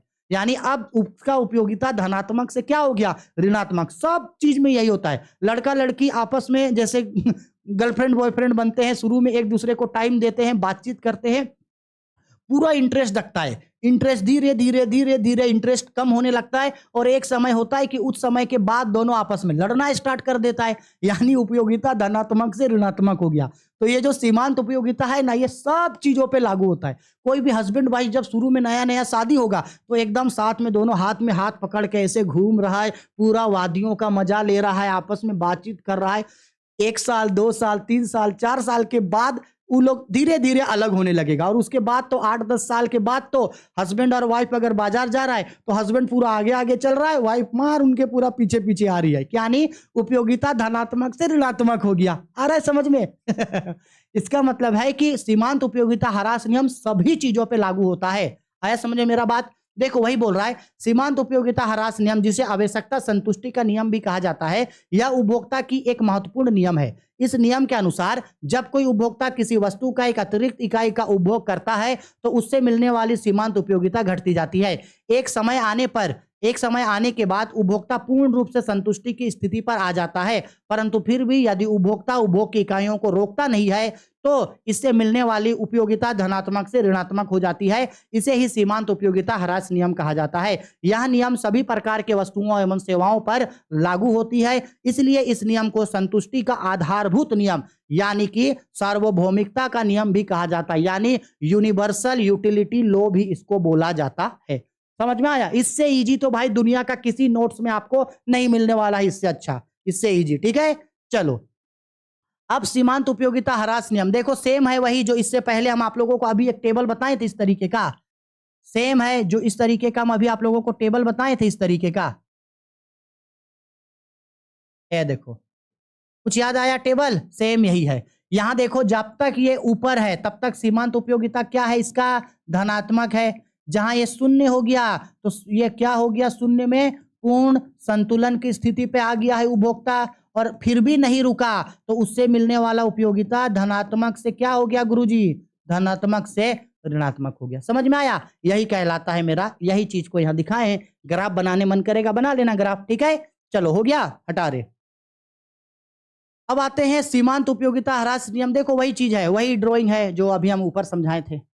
इसके बाद सीमांत उपयोगिता नियम की मान्यताएं। हाँ भाई, बहुत इंपॉर्टेंट चीज है। हम तो ये बोल दिए कि जैसे जैसे कोई उपभोक्ता संतुलन की स्थिति पे आ जाएगा फिर भी उपभोग का इकाई को नहीं रोकेगा तो उससे मिलने वाली उपयोगिता धनात्मक से ऋणात्मक हो जाएगी। सर जी याद करने बोले थे, याद कर लिए, खत्म कहानी। समझ में तो आया ही नहीं? नहीं भाई, सीमांत उपयोगिता नियम लागू होने का रीजन, कब ये नियम लागू होगा? सबसे पहला, वस्तु का उपभोग निरंतर क्रम में होना चाहिए, यानी उपभोग का इकाई आपको कंटिन्यूसली करते रहना चाहिए। एक समान वस्तु का उपभोग होना चाहिए, जिन वस्तुओं का उपभोग कर रहे वो एक समान हो। वस्तुओं की उपभोग इकाइयों का आकार पर्याप्त होना चाहिए। स्थानापन्न वस्तुओं का मूल्य स्थिर रहना चाहिए। स्थानापन्न वस्तु का मतलब आप अभी इतना समझ लो, इसके बाद चैप्टर नंबर 4 में हम एक चैप्टर पढ़ाएंगे मांग एवं मांग का नियम, तब हम आपको स्थानापन्न वस्तु बताएंगे। अभी बस इतना समझ लो, स्थानापन्न वस्तु यानी सब्स्टिट्यूट गुड्स, जिसको एक दूसरे के बदले यूज करते हैं, जैसे चाय और कॉफी। ठीक है, उपभोग, उपभोक्ता की आय स्थिर रहनी चाहिए। उपभोक्ता के फैशन, रुचि, स्वभाव में कोई परिवर्तन नहीं आना चाहिए। अगर ऐसा हो रहा है तभी जाकर के ये सीमांत उपयोगिता ह्रास नियम लागू होगा, नहीं तो ये नियम लागू नहीं होगा। ठीक है, चलो आगे। और ये देखो गोस्टेन का दूसरा नियम, गोस्टेन का दूसरा नियम सम सीमांत उपयोगिता का नियम। देखो सम सीमांत उपयोगिता का नियम सिंपल है।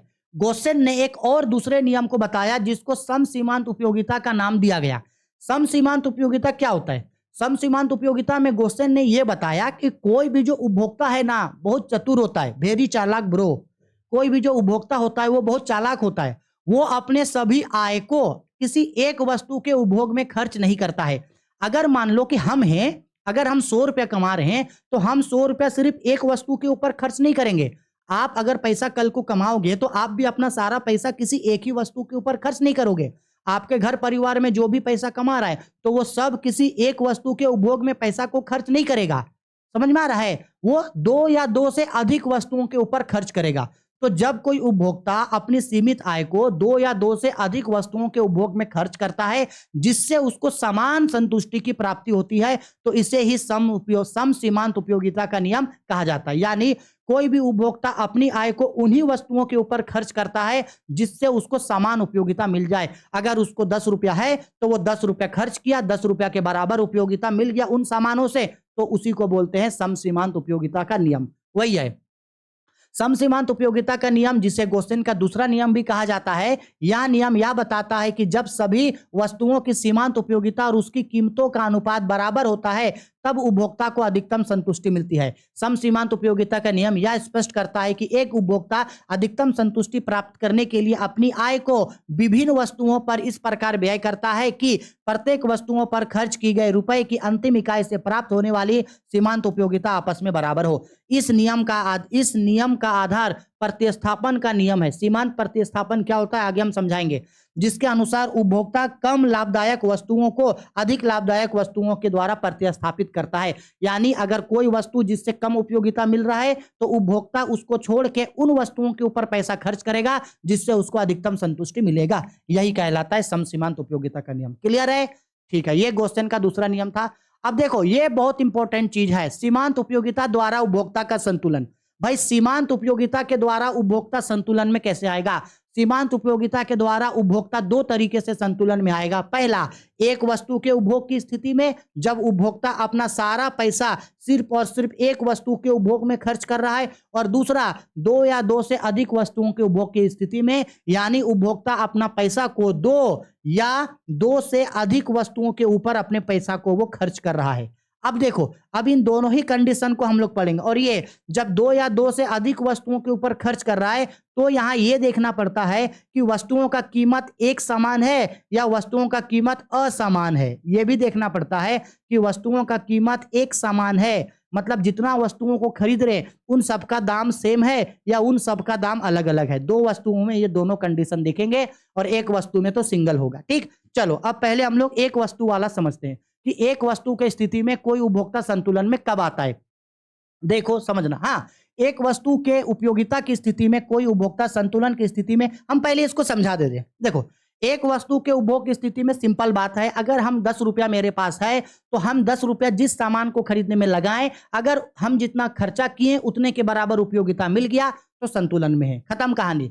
हम 100 रुपया खरीदे, 100 रुपया मेरे पास था, 100 रुपया उस सामान के लिए खर्च किए, उस सामान से जो हमको 100 रुपये के बराबर उपयोगिता मिल गया तो हम संतुलन पे हैं। बस बात खत्म, इससे ज्यादा कुछ नहीं। मेरे पास 1000 रुपया है, एक सामान को खरीदने में 1000 खर्चा किए, अगर 1000 के बराबर उससे उपयोगिता मिल गया तो हम संतुलन पे हैं। बस बात खत्म, यही चीज है। ठीक है, पढ़ना होगा तो पढ़ लेना, देखो समझ में आ जाएगा। A marginal utility of goods X, marginal utility of M, M का मतलब होता है मेरा मनी। देखो मेरा जितना पैसा था, हम जिस सामान को वो पैसा खर्च किए हैं, अगर उस सामान से उतने के बराबर हमको सीमांत उपयोगिता मिल गया तो भाई हम संतुलन पे आ गए। 10 रुपया खर्च किए, 10 रुपये के बराबर सीमांत उपयोगिता मिल जाओ। 20 रुपया खर्च किए, 20 रुपया के बराबर मिल जाओ। अगर हम इस सामान के ऊपर 5 रुपया खर्च किए, 4 रुपया खर्च किए और इस 4 रुपये के बराबर हमको सीमांत उपयोगिता मिल गया, हो गए हम संतुलन की स्थिति में। समझ में आया? ये टेप, इस टेप को खरीदने में सपोज कर लो हम 12,000 खर्च किए, तो इस 12,000 के बराबर अगर हमको उपयोगिता मिल गया, सीमांत उपयोगिता मिल गया, हो गए हम संतुलन की स्थिति में। आया समझ में? यही चीज होता है एक वस्तु की स्थिति में संतुलन। ठीक है, आया समझ में मेरा बात? पढ़ लेना ना, पढ़ते ही आपको एक बार में समझ में आ जाएगा। अब ये देखो ऊपर जो चीज को समझाएं वही चीज को यहाँ पे एक बार और समझा दिए थे। ठीक है, थोड़ा चलो अब आते हैं, देखो ये इसको समझना, एक उपभोग की स्थिति में उपभोक्ता संतुलन पे कैसे आएगा। देखो अच्छा से इसको समझना है, बहुत सिंपल, लेकिन बस समझ जाना एक बार। देखो क्या होगा, वस्तु एक्स की इकाइयां, ये इसको अभी हटा दो, इसको हटाओ, इसको नहीं समझो। ठीक है, देखो वस्तु एक्स की इकाइयां है, कोई भी वस्तु एक्स है, 1 2 3 4 5 से उपभोग कर रहे, वस्तु एक्स की ये सीमांत उपयोगिता है और वस्तु की कीमत है, ये वस्तु का कीमत सेम है, जो सामान खरीद रहे हैं उस सामान का दाम 20 रुपया है। कितना रुपया है? 20 रुपया, 20 रुपया, 20 रुपया, 20 रुपया। अब देखो जैसे जैसे उपभोग का इकाई को बढ़ाएंगे उससे मिलने वाला सीमांत उपयोगिता घटते जाएगा। देखो एक वस्तु का उपभोग का इकाई किए जिसका दाम 20 रुपया है तो उससे सीमांत उपयोगिता 40 मिला, यानी अगर हम 20 रुपया खर्चा किए तो हमको सीमांत उपयोगिता उससे ज्यादा मिला, तो हम उपभोग का इकाई को बढ़ाएंगे क्योंकि हमको ज्यादा उपयोगिता मिल रहा है। अगर हम थोड़ा पैसा लगाएं और हमको ज्यादा सामान मिला तो हम और सामान खरीदेंगे। फिर 2 वस्तुओं का उपभोग किए और उसके लिए भी 20 रुपया खर्च किए, लेकिन सीमांत उपयोगिता 35 मिला, तो अभी भी हम जितना पैसा लगाएं उससे ज्यादा सीमांत उपयोगिता मिला। फिर 20 किए, 4 वस्तु में सीमांत उपयोगिता 30 हो गया, तो अभी भी सीमांत उपयोगिता ज्यादा है, तो उपभोग का इकाई बढ़ा रहे, 4 में 25 हुआ। लेकिन जैसे ही हम 5 वस्तु का उपभोग किए तो 5 वस्तु में सीमांत उपयोगिता कितना हो गया? 20, और फिर सामान का दाम भी कितना था? 20 था। इसका मतलब गुरुजी सिंपल है कि जो सामान को हम खरीदे उस सामान में हम कितना रुपया अपना पैसा खर्च किए हैं? 20 रुपया, और हमको उससे सीमांत उपयोगिता भी कितने के बराबर मिल गया? 20 रुपया। यानी marginal utility of goods x, जब ये मेरा बराबर हो जाएगा मार्जिनल यूटिलिटी ऑफ एम, यानी हम जितना मनी खर्चा किए, पैसा खर्च किए, उतने के बराबर हमको सीमांत उपयोगिता मिल गया। तो इस स्थिति में हम संतुलन पे हो गए। हम यहां भी संतुलन की स्थिति में नहीं, ये तो मेरा अधिकतम संतुष्टि का बिंदु है, और यहां हम संतुलन पे हो गए, और यहां के बाद तो देखो हम तो ऋणात्मक हो गए, तो संतुलन की स्थिति मेरा ये होगा। वही चीज यहां पे देखो माइनस कर करके बताएं, जहां ये जीरो हो गया, जीरो, वहां पे संतुलन की स्थिति में हो गए। ये घट रहा है लेकिन धनात्मक है, और ये माइनस हो गया तो ऋणात्मक है। संतुलन से ऊपर धनात्मक, जीरो हो गया तो ये संतुलन हो गया, जीरो से नीचे ऋणात्मक है। यही ना सीमांत उपयोगिता ह्रास नियम पढ़े हम लोग, ठीक है, हो गया।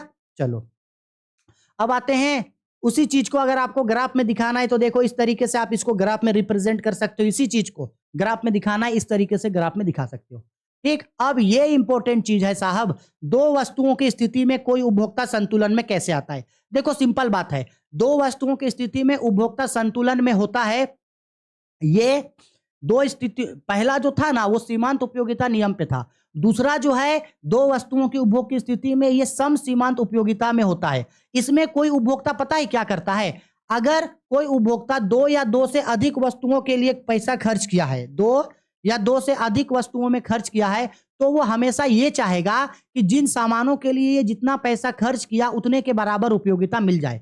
यह नियम साधारणतः सीमांत उपयोगिता नियम पर आधारित है। दैनिक जीवन में कोई भी उपभोक्ता अपनी पूरी आय को केवल एक ही वस्तु के उपभोग पर व्यय नहीं करता है, बल्कि वह अपनी आय को दो या दो से अधिक वस्तुओं पे उपभोग पर इस प्रकार व्यय करता है जिससे उससे अधिक से अधिक उपयोगिता की प्राप्ति हो।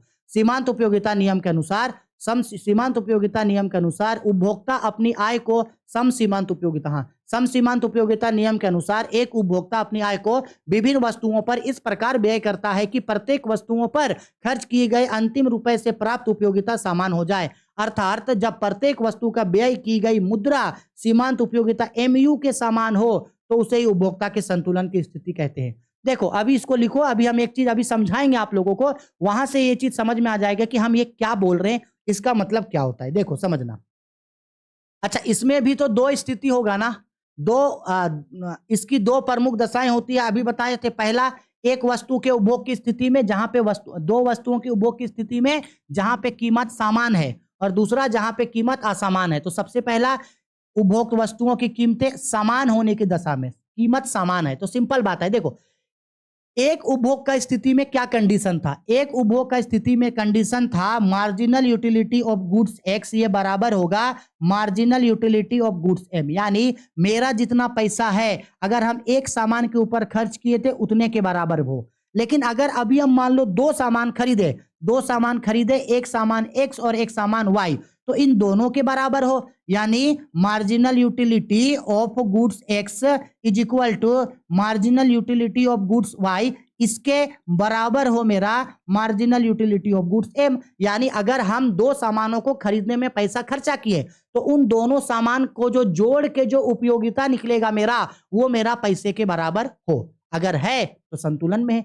एक स्थिति में क्या था, हम जितना पैसा खर्च किए उतने के बराबर सीमांत उपयोगिता मिल गया। अब दो वस्तुओं में खर्च किए तो इन दो वस्तुओं का सीमांत उपयोगिता का जोड़ हम जितना पैसा खर्च किए उतने के बराबर हो गए संतुलन में। तीन वस्तु में खर्च करेंगे तो तीन वस्तुओं का कुल सीमांत उपयोगिता हम जो पैसा खर्च किए उतने के बराबर है, तो संतुलन में है। पांच वस्तुओं को खरीदने में पैसा खर्च किए तो पांचों वस्तुओं का सीमांत उपयोगिता का टोटल और हम जो पैसा खर्च किए हैं वो जब इसका सीमांत उपयोगिता बराबर हो जाएगा तो संतुलन में। 100 वस्तुओं को खरीदे तो 100 वस्तुओं से मिलने वाला सीमांत उपयोगिता और हम जो पैसा खर्च किए वो जब इसका सीमांत उपयोगिता बराबर होगा तो संतुलन पे है। लेकिन ऐसा तभी होगा जब वस्तुओं का कीमत एक समान हो, यानी अगर हम दो सामान खरीद रहे हैं एक्स और वाई तो इसका दाम बराबर है। अगर हम तीन सामान खरीद रहे हैं एक्स वाई और जेड तो सपोज कर लो इन सभी का मूल्य एक समान है, ठीक है। लेकिन जब वस्तुओं तथा सेवाओं का मूल्य असमान होगा तब क्या करेंगे, तो देखो जब वस्तुओं तथा सेवाओं का मूल्य असमान होने पे क्या करते हैं, तब आपको डिवाइड करना होगा प्राइस से। इस फॉर्मूले को याद रखना, डिवाइड किससे करना होगा, प्राइस से। जैसे पहला वस्तुओं का उपभोग किए थे तो मार्जिनल यूटिलिटी एक्स, इसको डिवाइड करेंगे इसके लिए जो पैसा खर्च किए थे यानी पी एक्स। इसके बाद दूसरा वस्तु y था तो marginal utility of goods y, इसको डिवाइड करेंगे वाई के लिए जो पैसा खर्च किए हैं वो, और जितना भी गुड्स के लिए खर्चा किए हैं, अगर दाम अलग अलग है तो इन अलग अलग दामों को जोड़ के लास्ट में मेरा मार्जिनल यूटिलिटी एम, यानी मेरा एम मतलब मनी, मेरा पैसे के बराबर हो। ठीक है, समझ में आ रहा है? ये कंडीशन होता है दो या दो से अधिक वस्तुओं के उपभोग का स्थिति में। ठीक है, अगर नहीं समझ में आ रहा है तो इसको अभी लिखो, स्क्रीनशॉट लो। अभी हम इसको एक टेबल से इसको हम अभी क्लियर करके आपको समझाएंगे। देखो क्या हम बताने का कोशिश कर रहे हैं, देखो यहां समझाते हैं। इस टेबल को समझने का कोशिश करना। पहले एक उपभोक्ता है, उसके पास 14 रुपया पैसा है।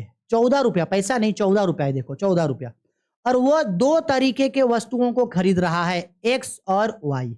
वस्तु एक्स का दाम है 2 रुपया प्रति इकाई, यानी एक सामान का दाम है 2 रुपया, और वस्तु वाई का दाम है 3 रुपया प्रति इकाई। कितना रुपया? 3 रुपया। इतना याद रखो। अभी कितना रुपया है एक उपभोक्ता के पास? एक उपभोक्ता के पास है सर जी आपका 14 रुपया, और वस्तु एक्स का दाम है 2 रुपया प्रति इकाई, और वस्तु वाई का दाम है 3 रुपया प्रति इकाई। और ये ऐसे ऐसे उपभोग का इकाई किया, एक वस्तु, दो वस्तु, तीन वस्तु, चार वस्तु, पांच वस्तु, छह वस्तु, सात वस्तु, और इससे मिलने वाला marginal utility, marginal utility of X. ये देखो ये इसका मार्जिनल यूटिलिटी है, और ये marginal utility of Y, marginal utility of ये वाई है। इतना याद रखना। क्या बोल रहे हैं? उपभोग का इकाई सीमांत उपयोगिता एक्स का, सीमांत उपयोगिता वाई का। उपभोक्ता के पास 14 रुपया है, और वस्तु एक्स का दाम एक इकाई का 2 रुपया है, वस्तु वाई का दाम एक इकाई का 3 रुपया। क्लियर? अब इसी को देखो हम एक टेबल में, आप इसको निकाल के पहले आप लोग को सिखा रहे हैं अभी। ठीक है, इसको अच्छा से समझना। इसको समझ गए तो मैक्सिमम चीज आप समझ गए, हो गया। देखो सर जी अब क्या करेंगे, सेम वही चीज को लिखे, गुड्स एक्स और वाई का क्वांटिटी लिखे, मार्जिनल यूटिलिटी एक्स का है, मार्जिनल यूटिलिटी वाई का है, और यहां पे एम यानी कि आय है 14 रुपया। और हाँ, अब हम लोग निकालेंगे, हम लोग को क्या बताए थे, संतुलन की स्थिति में कहां आएगा, ये हम ऊपर अभी समझाए थे ना। अगर दो वस्तु एक्स और वाई को खरीद रहा है, उसका दाम अलग अलग है, तो वस्तु एक्स का marginal utility of goods x को डिवाइड करेंगे प्राइस ऑफ गुड्स एक्स, और इसके बाद हम लोग अगर गुड्स वाई खरीदे हैं तो marginal utility of Y divide करेंगे प्राइस ऑफ गुड्स वाई, और जितना भी गुड्स खरीदे इन सब का सम बराबर होना चाहिए मेरा मार्जिनल यूटिलिटी ऑफ एम के बराबर, तब ना वो संतुलन की स्थिति में आएगा। हाँ सर तब आएगा। तो पहले मार्जिनल यूटिलिटी ऑफ एक्स तो दिया है, और गुड्स एक्स का प्राइस भी हमको पता है कितना रुपया करके था, 2 रुपया करके। तो चलो यहाँ पे इसको डिवाइड करके निकालो। तो ये 40 रुपया है, 40 देखो इस फॉर्मूला से 40 को डिवाइड करो 2 से, क्योंकि गुड्स एक्स का दाम 2 रुपया है, तो 40 को 2 से डिवाइड करेंगे तो 20 होगा, 36 को 2 से डिवाइड करेंगे तो 18 होगा, 32 को डिवाइड करेंगे तो 16 होगा, ये 14 होगा, ये मेरा 12 होगा, ये मेरा 10 होगा, ये मेरा 8 कर दिए। वैसे ही वस्तु वाई का देखो ये मार्जिनल यूटिलिटी है यहां, अब इसको उसके प्राइस से डिवाइड करेंगे, तो प्राइस उसका 3 रुपया था, तो ये हो गया 18 हो गया, ये हो गया 16 हो गया, ये 14 हो गया। इसके बाद रुको कहीं कुछ गलत कर दी क्या, 16 3 48 ना, ये 16 हो गया, ये 12 हो गया, 16 हो गया, 14 3 18 14 हो जाएगा, 12 हो जाएगा, 10 हो जाएगा, 8 3 24 हो जाएगा, 6 3 18, 3 चौके 12। ठीक, इतना निकल गया। अब आप बोलोगे सर जी ठीक है ये तो निकल गया, लेकिन इससे पता क्या चला आपको। अब एक काम करो, तो सबसे पहले जो इसको अब मत देखो, इसको मत देखो, अब इन दोनों को देखो, इन दोनों को देखो, और दोनों में बराबर मिलाओ। तो देखो यहां भी मेरा क्या है 16, एक जगह इससे इसका सीमांत उपयोगिता कितना है 14, और इसका भी देखो 14 है। हाँ इसको ऐसे मिलाओ तो ये देखो इसका, ये पहला कंडीशन हुआ 14 14। दूसरा देखो, एक मिनट गलती से कुछ और मिला दिए हम, ये देखो पहले यहाँ 16 है वहां 16 है ना, ये देखो 16 और 16 मिला दिए। दूसरा कंडीशन देखो, यहां भी 14 है और यहां भी 14 मिला दिए। इसके बाद यहां भी देखो 12 है, यहां भी देखो 12 है, मिला दिए। यहां भी 10 है और यहां भी देखो क्या है 10 है, मिला दिए। यहां भी 8 है और देखो यहां भी क्या है आपका 8 है, यानी बराबर चीजों को यहां पे मिलाए। अब देखो ये हम क्या बताने का कोशिश कर रहे हैं, समझना इंपॉर्टेंट यही चीज है। यहां भी देखो 14 16 है और यहां भी देखो 16 है बराबर। लेकिन अगर ये 16 उपभोग कर रहे हैं तो ये कितना पीस ले रहे हैं, देखो वस्तु एक्स को यहाँ कितना पीस ले रहे हैं, यहाँ देखो 3 पीस ले रहे हैं, और एक पीस का दाम कितना था 2 रुपया करके, तो यानी ये 6 रुपया खर्चा हुआ। और वहां अगर 16 है तो यहाँ देखो ये वस्तु एक गो इकाई का उपभोग कर रहे, एक इकाई का, और इसका दाम 3 रुपया करके यानी 3 रुपया। तो यानी वस्तु एक्स में 6 रुपया खर्चा किए, वस्तु वाई पे 3 रुपया, तो खर्चा हुआ 9 रुपया, जबकि उपभोक्ता के पास है 14 रुपया। तो यहां तो वो संतुलन पे नहीं हुआ, क्योंकि जितने सामानों के ऊपर वो पैसा खर्च किया है उसका जो रेशियो आएगा वो बराबर होना चाहिए पैसे का। पैसा 14 रुपया है और इन दोनों को जोड़ के 9 रुपया आ रहा है, तब तो यहां वो संतुलन पे नहीं आएगा। दूसरा कंडीशन पे यहां 14 है, वहां भी देखो 14 है, तो 14 में ये कितना वस्तु का उपभोग कर रहा है? 4 वस्तु का उपभोग कर रहा है, और एक वस्तु का दाम 2 रुपया करके यानी 8 रुपया।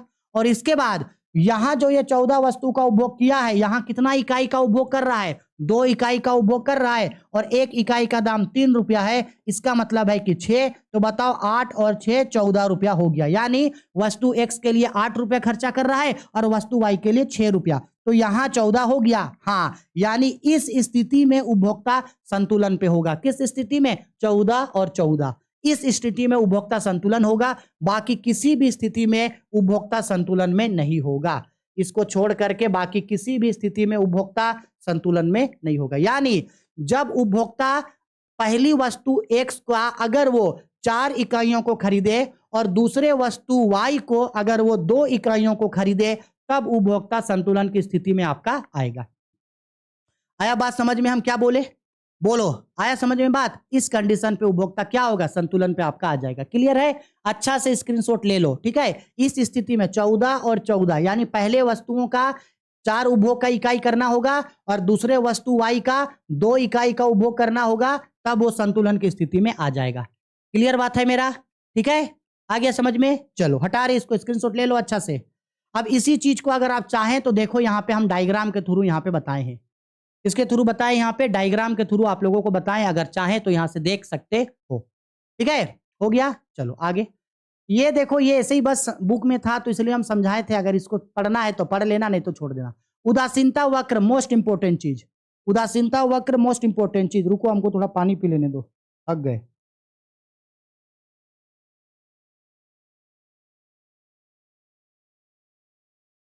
वन शॉट वीडियो में टाइम लगता है थोड़ा, क्या करें।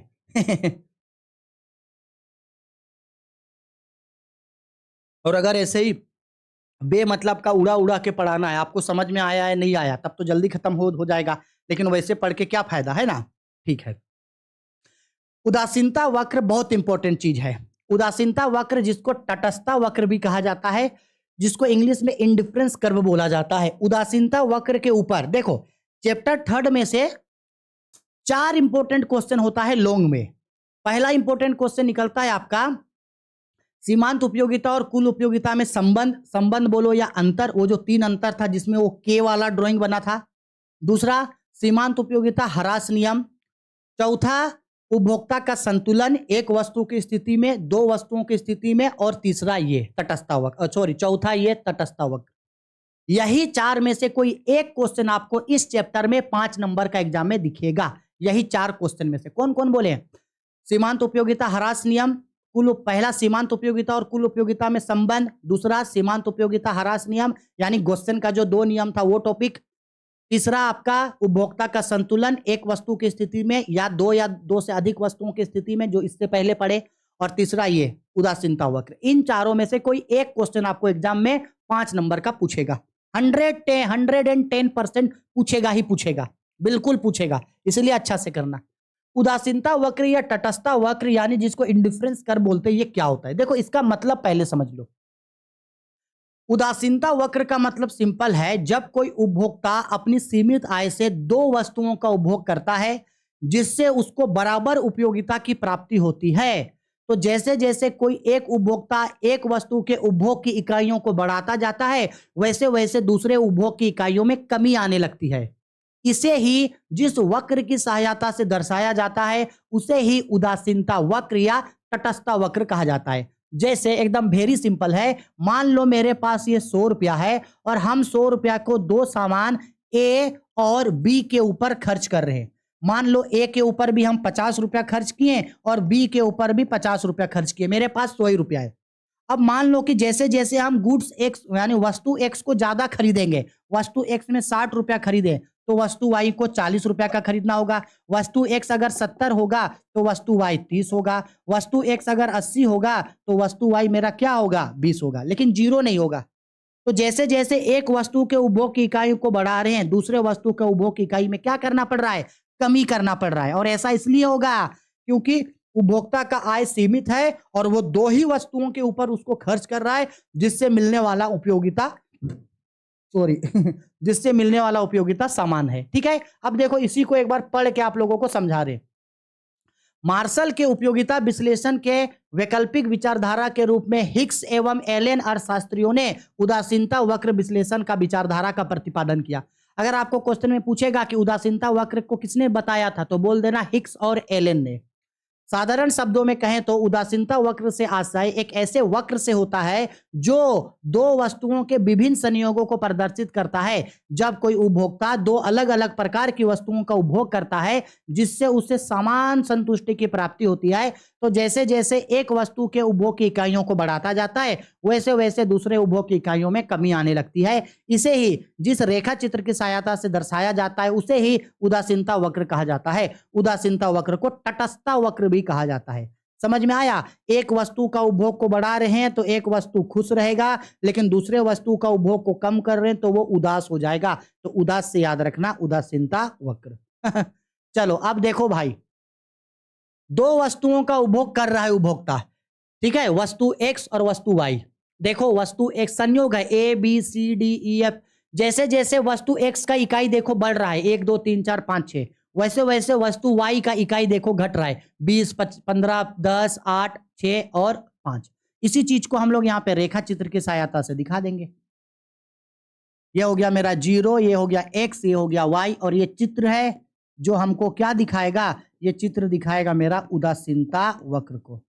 इसको दिखाएगा ये उदासीनता वक्र यानी इंडिफरेंस कर्व को दिखाएगा। देखो वस्तु x को यहां रखते हैं, वस्तु y को यहां रखते हैं। वस्तु x है आपका 1 2 3 4 5 6, 1 2 3 4 5 6, और ये भी देखो 20 से नीचे है तो इसको भी सपोज कर लो, मान लेते हैं हम लोग यहाँ पे 5 से मान लेते हैं, सपोज कर लो। यहाँ हो गया 5, यहाँ हो गया 10, यहाँ हो गया 15 और यहाँ हो गया ये 20। चलो तो वस्तु x का एक इकाई था तो इसका 20 था, तो देखो यहाँ 1 तो यहाँ 20 लगभग ये यहाँ हो गया। फिर वस्तु ए 2 हो गया तो वो 15 हो गया, तो ये 2 हो गया तो ये 15 हो गया। एक वस्तु बढ़ रहा है तो एक वस्तु घट रहा है। ये 3 हो गया तो वो 11 हो गया। 3 और 11, 11 मतलब 10 से थोड़ा ऊपर होगा, 3 यानी 10 से थोड़ा ऊपर हो गया यहाँ। इसके बाद ये 4 हो गया तो वो 8 हो गया। 4 और 8 यानी 10 से नीचे, 4 और 8 यानी 10 से नीचे थोड़ा। 5 हो गया, 6 हो गया तो 5 से थोड़ा ऊपर हो गया यहाँ पे 6। इसके बाद ये 6 हो गया तो वो कितना हो गया, 6 हो गया तो वो 5 हो गया। ध्यान रखना 0 को नहीं टच करेगा, ठीक है। अब इसी को अगर हम चाहें तो देखो इस तरीके से इसको दिखा सकते हैं।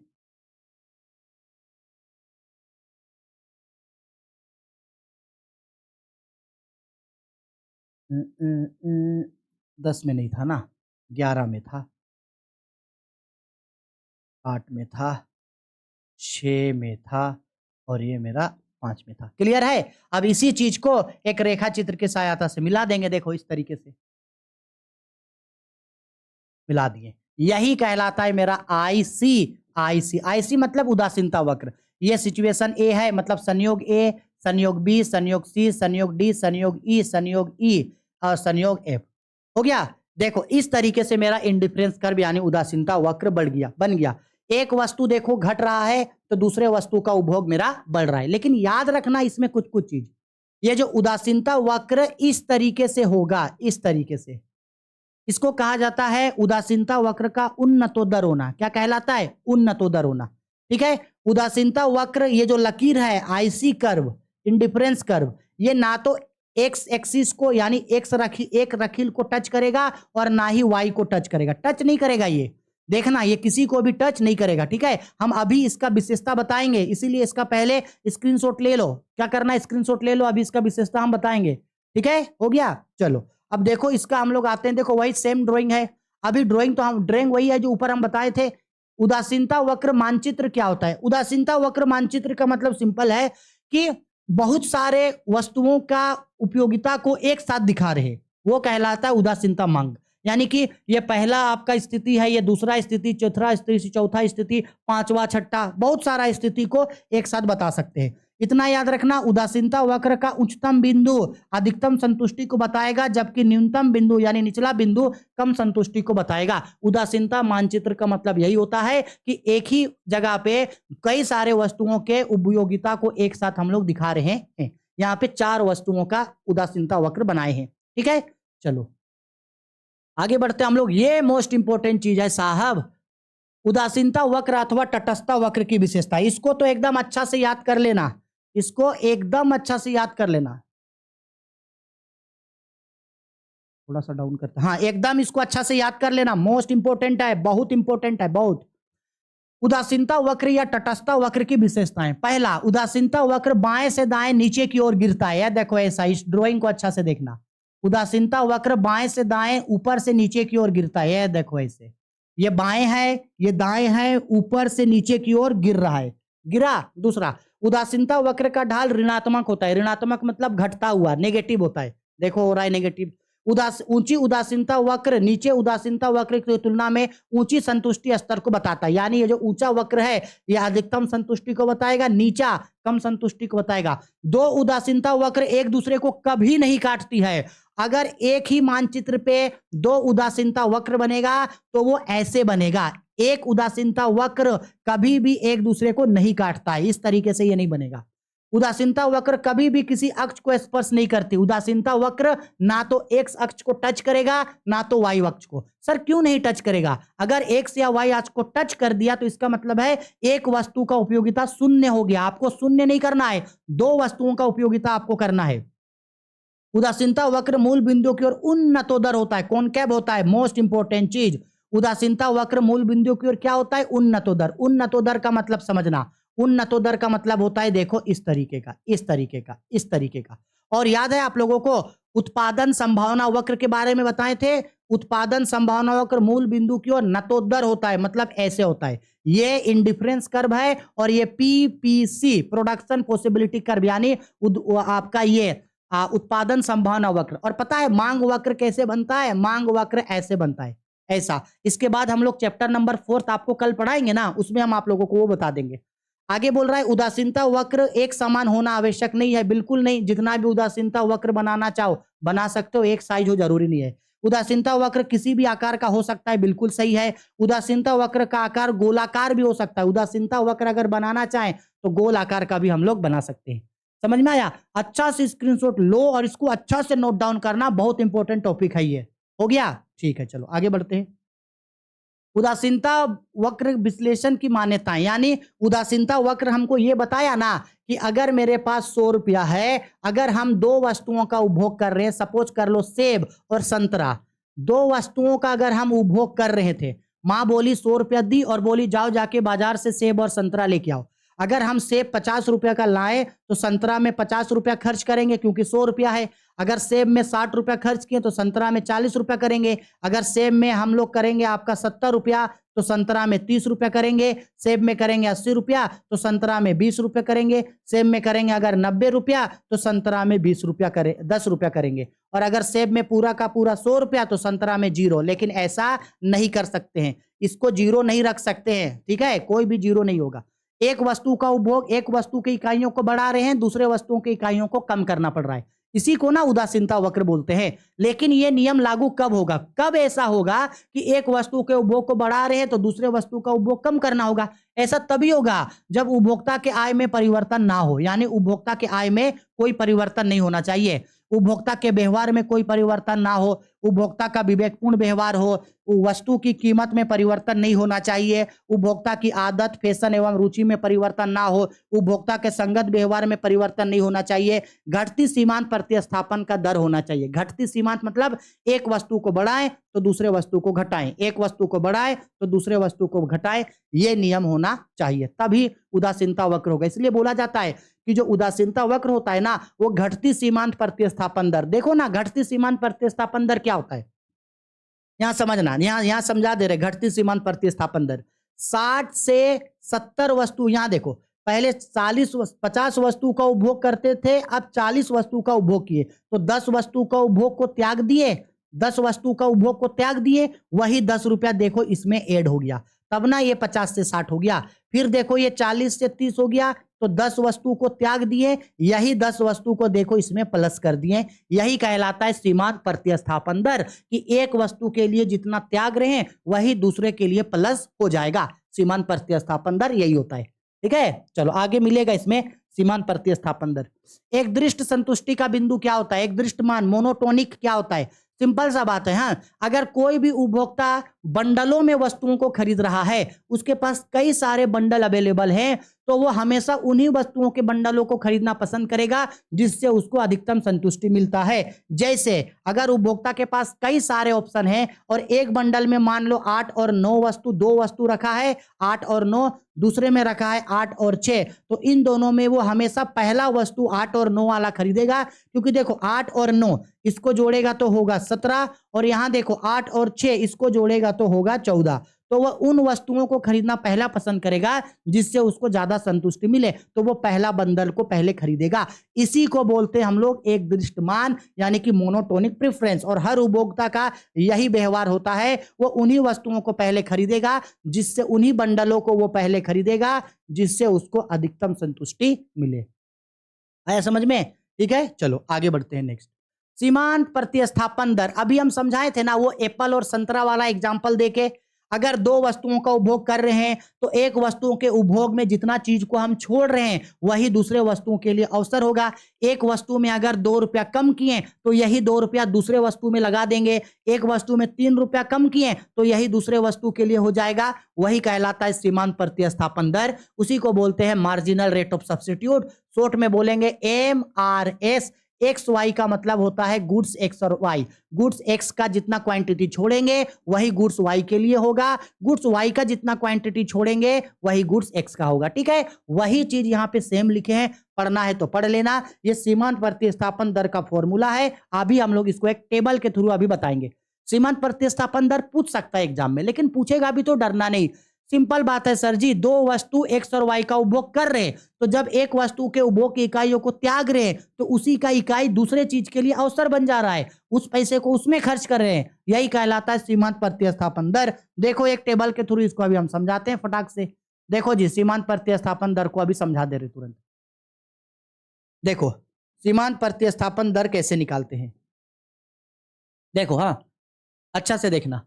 यहां पे संयोग है ABCDEF, वस्तु एक्स है वस्तु वाई है। सीमांत प्रतिस्थापन दर का फॉर्मूला होता है वस्तु वाई में परिवर्तन का अनुपात वस्तु एक्स में परिवर्तन। तो देखो पहला में वस्तु एक्स है 1 और इसमें 20 है, इसमें कोई भी प्रतिस्थापन नहीं हुआ। प्रतिस्थापन यहां होगा। देखो वस्तु वाई को देखो, 20 से कितना हो गया 15, तो ये 5 का त्यागा, और यही जो 5 त्यागा यहां देखो ये 1 से 2 हो गया, तो ये 1 के बराबर हो गया। यानी अगर हमको वस्तु वाई का 5 इकाइयों को त्यागना है तो जितना 5 इकाई त्यागेंगे उतना 1 इकाई के बराबर वस्तु एक्स का उपभोग करेंगे। ये देखो यहाँ 15 से 11 हो गया तो 4 वस्तु का त्याग किए, और यहाँ देखो 2 से 3 हो गया तो ये 1 इकाई का उपभोग किए। ये देखो 8 11 से कितना हो गया 8 हो गया तो ये 3 हो गया, और यहाँ देखो 4 से 1 हो गया यानी कितना हुआ 1। ये देखो 8 से 6 हो गया यानी कि 2 हुआ, और ये देखो 4 से 5 हुआ यानी कितना हुआ 1। ये देखो 6 से 5 हो गया तो ये 1 हो गया, और यहाँ भी 5 से 6 तो यहाँ भी क्या देखो 1 हो गया। यही कहलाता है सीमांत प्रतिस्थापन दर। वस्तु वाई का 5 इकाई को त्यागेंगे तो वस्तु एक्स का 1 इकाई लेंगे, वस्तु वाई का 4 इकाई को त्यागेंगे तो वस्तु एक्स का 1 इकाई लेंगे, वस्तु एक वाई का 3 इकाई त्यागेंगे तो 1 लेंगे। समझ में आया? अच्छा से इसका स्क्रीनशॉट ले लो। ठीक है, 1 मिनट देना हमको, रुक जाओ थोड़ा।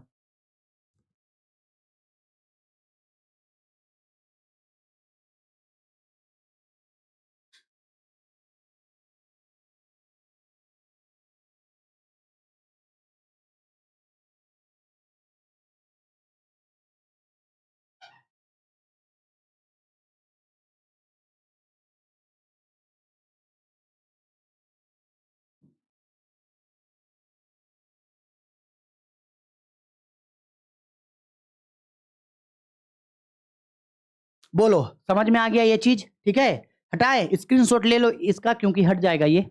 ले लिया स्क्रीनशॉट? ठीक है, चलो आगे बढ़ते हैं। अब बजट सेट क्या है, बस लास्ट टॉपिक की ओर आगे बढ़ रहे हैं। अब जल्दी जल्दी खत्म करते हैं इस टॉपिक को। बजट सेट क्या होता है? अच्छा, बजट का मतलब क्या होता है पता है बच्चा लोग आप लोग को? बजट का मतलब क्या होता है? बजट का मतलब सिंपल होता है, बजट का मतलब होता है आय का विवरण। अगर मान लो कि मेरे पास 100 रुपया है, कितना रुपया? 100 रुपया। ये 100 रुपया हम किन किन चीजों पे खर्च करेंगे, चावल में कितना, आटा में कितना, तेल में कितना, नमक में कितना, कितना कितना कहाँ कहाँ खर्च करेंगे, इसके बारे में जो हम एक विवरण तैयार करेंगे। क्या तैयार करेंगे? विवरण, जहां लिखेंगे चावल में इतना रुपया, आटा में इतना रुपया, नमक में इतना रुपया, इसमें इतना रुपया, इसमें इतना रुपया। यही चीज कहलाता है बजट। यानी बेसिकली बजट किसमें संबंध बताता है? बजट आय में, और इन आय को हम किन वस्तुओं में व्यय करेंगे उसके बारे में हमको ये बताता है। आय कितना है और कितना में व्यय करेंगे। आया समझ में? इसी को क्या बोलते हैं? बजट बोलते हैं। हर कोई, हर उपभोक्ता बजट बनाता है। आपके घर में मम्मी पापा लोग, आप लोग, हम सभी लोग बजट रेडी करते हैं, क्योंकि इसी से पता चलता है कि हम लोगों के पास कितना पैसा है और उन पैसे को हम लोग किन किन चीजों पे खर्च करेंगे। ये हम लोगों को बजट बताता है।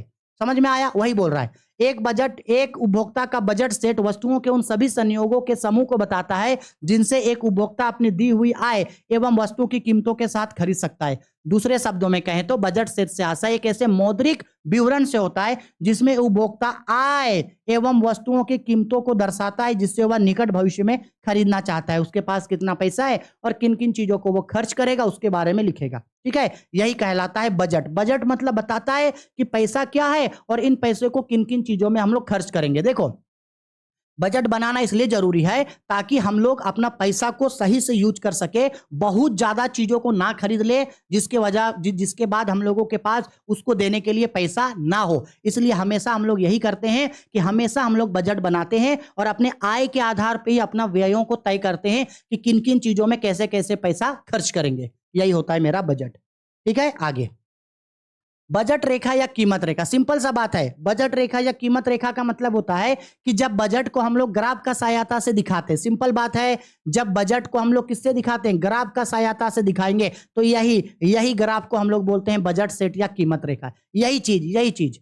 ठीक है, और कुछ नहीं है। बजट रेखा या कीमत रेखा यही होता है। पढ़ना चाहो तो एक बार पढ़ लेना, लेकिन निकल करके इसका आंसर यही आएगा। हम अभी आगे इसको बताएंगे। ले लिए स्क्रीनशॉट? ठीक है, देखो समझा रहे हैं बजट सेट या कीमत रेखा क्या होता है। देखो उदाहरण के साथ समझना। देखो इंपॉर्टेंट है लेकिन इजी है। देखो सिंपल सा बात है, थोड़ा अच्छा से समझना।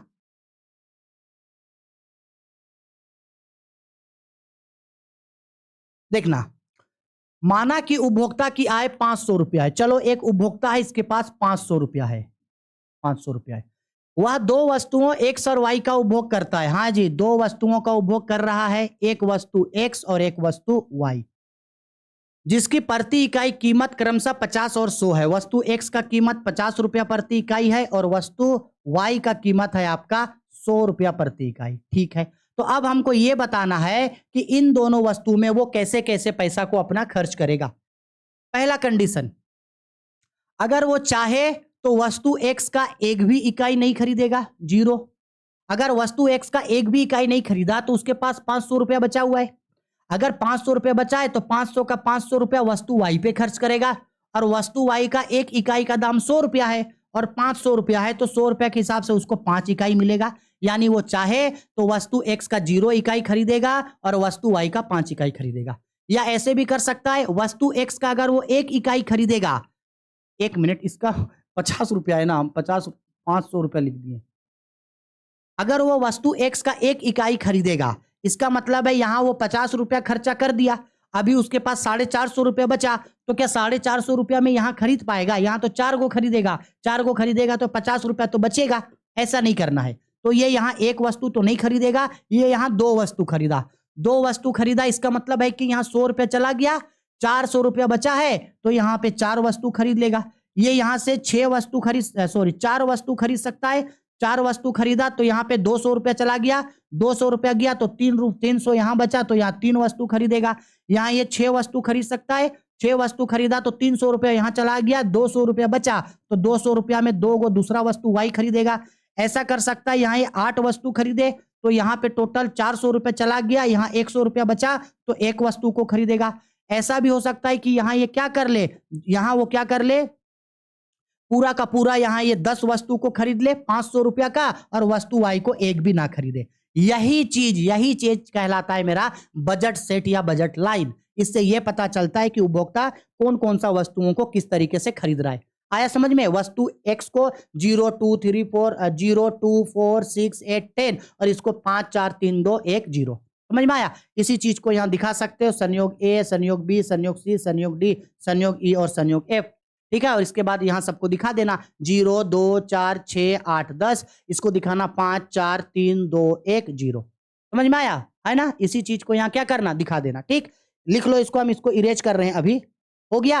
अब देखो इसी चीज को हम लोग क्या करेंगे, यहां पे इस तरीके से दिखाएं, सेम वही चीज को। देखो ये है, इसी चीज को हम लोग चाहें तो अभी ग्राफ का सहायता से हम लोग दिखा सकते हैं। देखो इसी चीज को चाहे तो क्या करेंगे, ग्राफ का सहायता से दिखा देंगे। एक्स और वाई है। देखो इसका वस्तु, यहां वस्तु एक्स है, देखो यहां लिखते हैं 0 2 4 6 8 10। इसका था 0 के बाद 1 2 3 4 5, यही ना था? तो देखो वस्तु x कितना था, 0 था, तो वस्तु x 0 था, तो वस्तु y कितना हो गया, 5 हो गया। 0 में देखो ये 5 हो गया, फिर उसके बाद 2 में 4 हो गया, तो ये 2 है, हाँ 4 है, 6 है, 8 है, 10 है।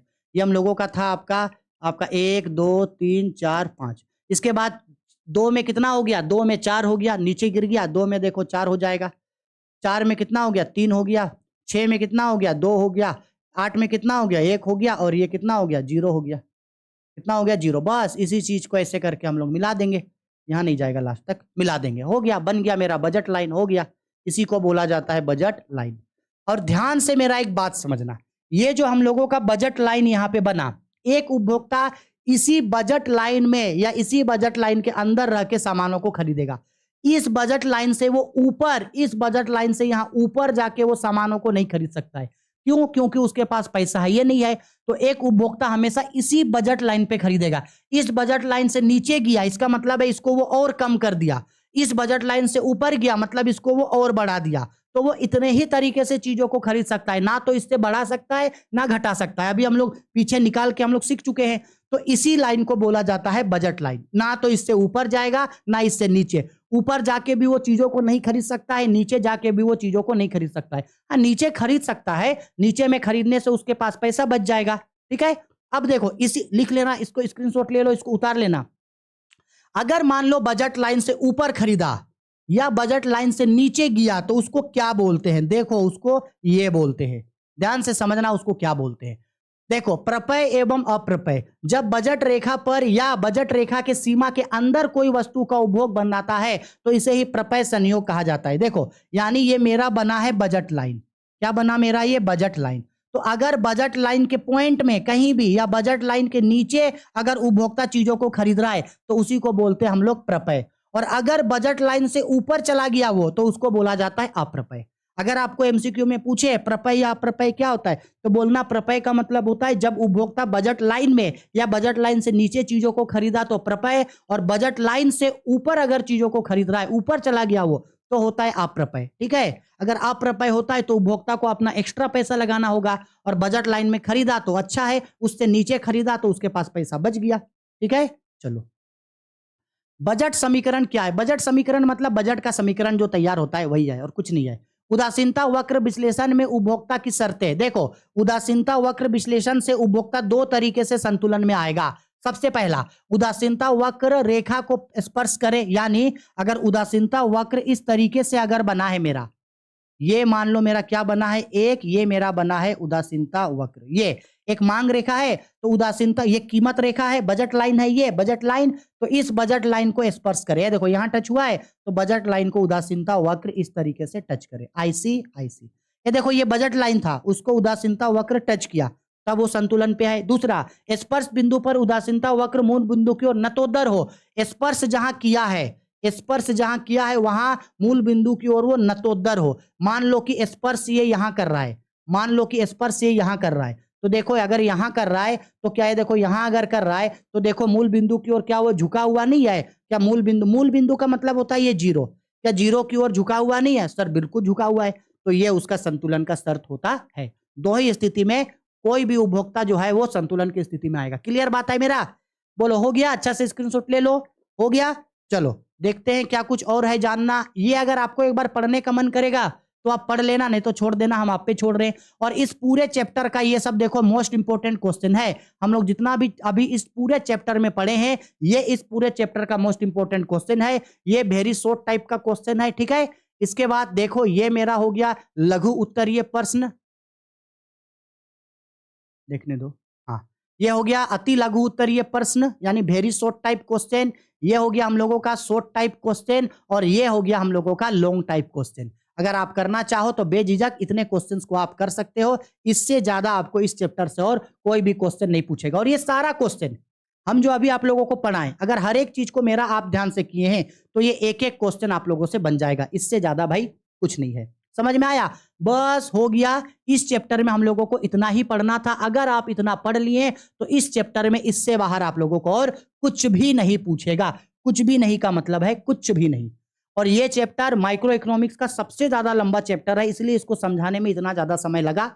इसके बाद जो भी चैप्टर आएगा इसके तुरंत बाद पर डे आप लोगों का 12 बजे माइक्रो और मैक्रो इकोनॉमिक्स का वीडियो अपलोड हो जाएगा, हिंदी इंग्लिश दोनों का। तो अगर आप झारखंड बोर्ड के स्टूडेंट हैं, बिहार बोर्ड के स्टूडेंट हैं या किसी भी अदर बोर्ड के स्टूडेंट हैं, चाहे आप आर्ट्स कॉमर्स साइंस किसी भी स्ट्रीम के स्टूडेंट है, आपका अगर इकोनॉमिक्स है, इकोनॉमिक्स में अगर आपको माइक्रो और मैक्रो इकोनॉमिक्स पढ़ना है, हिंदी इंग्लिश किसी भी स्ट्रीम में आपको पढ़ना है, हम दोनों ही स्ट्रीम में पढ़ा रहे हैं, बहुत ही शानदार तरीके से पढ़ा रहे हैं। पढ़ो, एक एक चीज को अच्छा से समझो। कोई दिक्कत होता है तो हमसे पूछना और वीडियो को ज्यादा से ज्यादा शेयर करो ताकि अपने सभी दोस्तों तक वीडियो पहुंचे और वो लोग भी चैनल को सब्सक्राइब करें। चैनल जितना बड़ा होगा, जितना शेयर करोगे, हम उतना ज्यादा और मोटिवेट होकर आप लोगों को पढ़ाएंगे। तो रिक्वेस्ट है, हम आप लोग के लिए उतना मेहनत कर रहे हैं तो जरूर से जरूर वीडियो को शेयर करना, ज्यादा से ज्यादा चैनल को सब्सक्राइब करवाना, ठीक है। चलो इसके बाद नेक्स्ट वीडियो अपलोड हो जाएगा, सारे वीडियोस को अच्छे से देख लेना और एग्जाम में 100 में 100 नंबर ला करके इकोनॉमिक्स में एकदम इतिहास रच देना, ठीक है। चलो बाय, टेक केयर।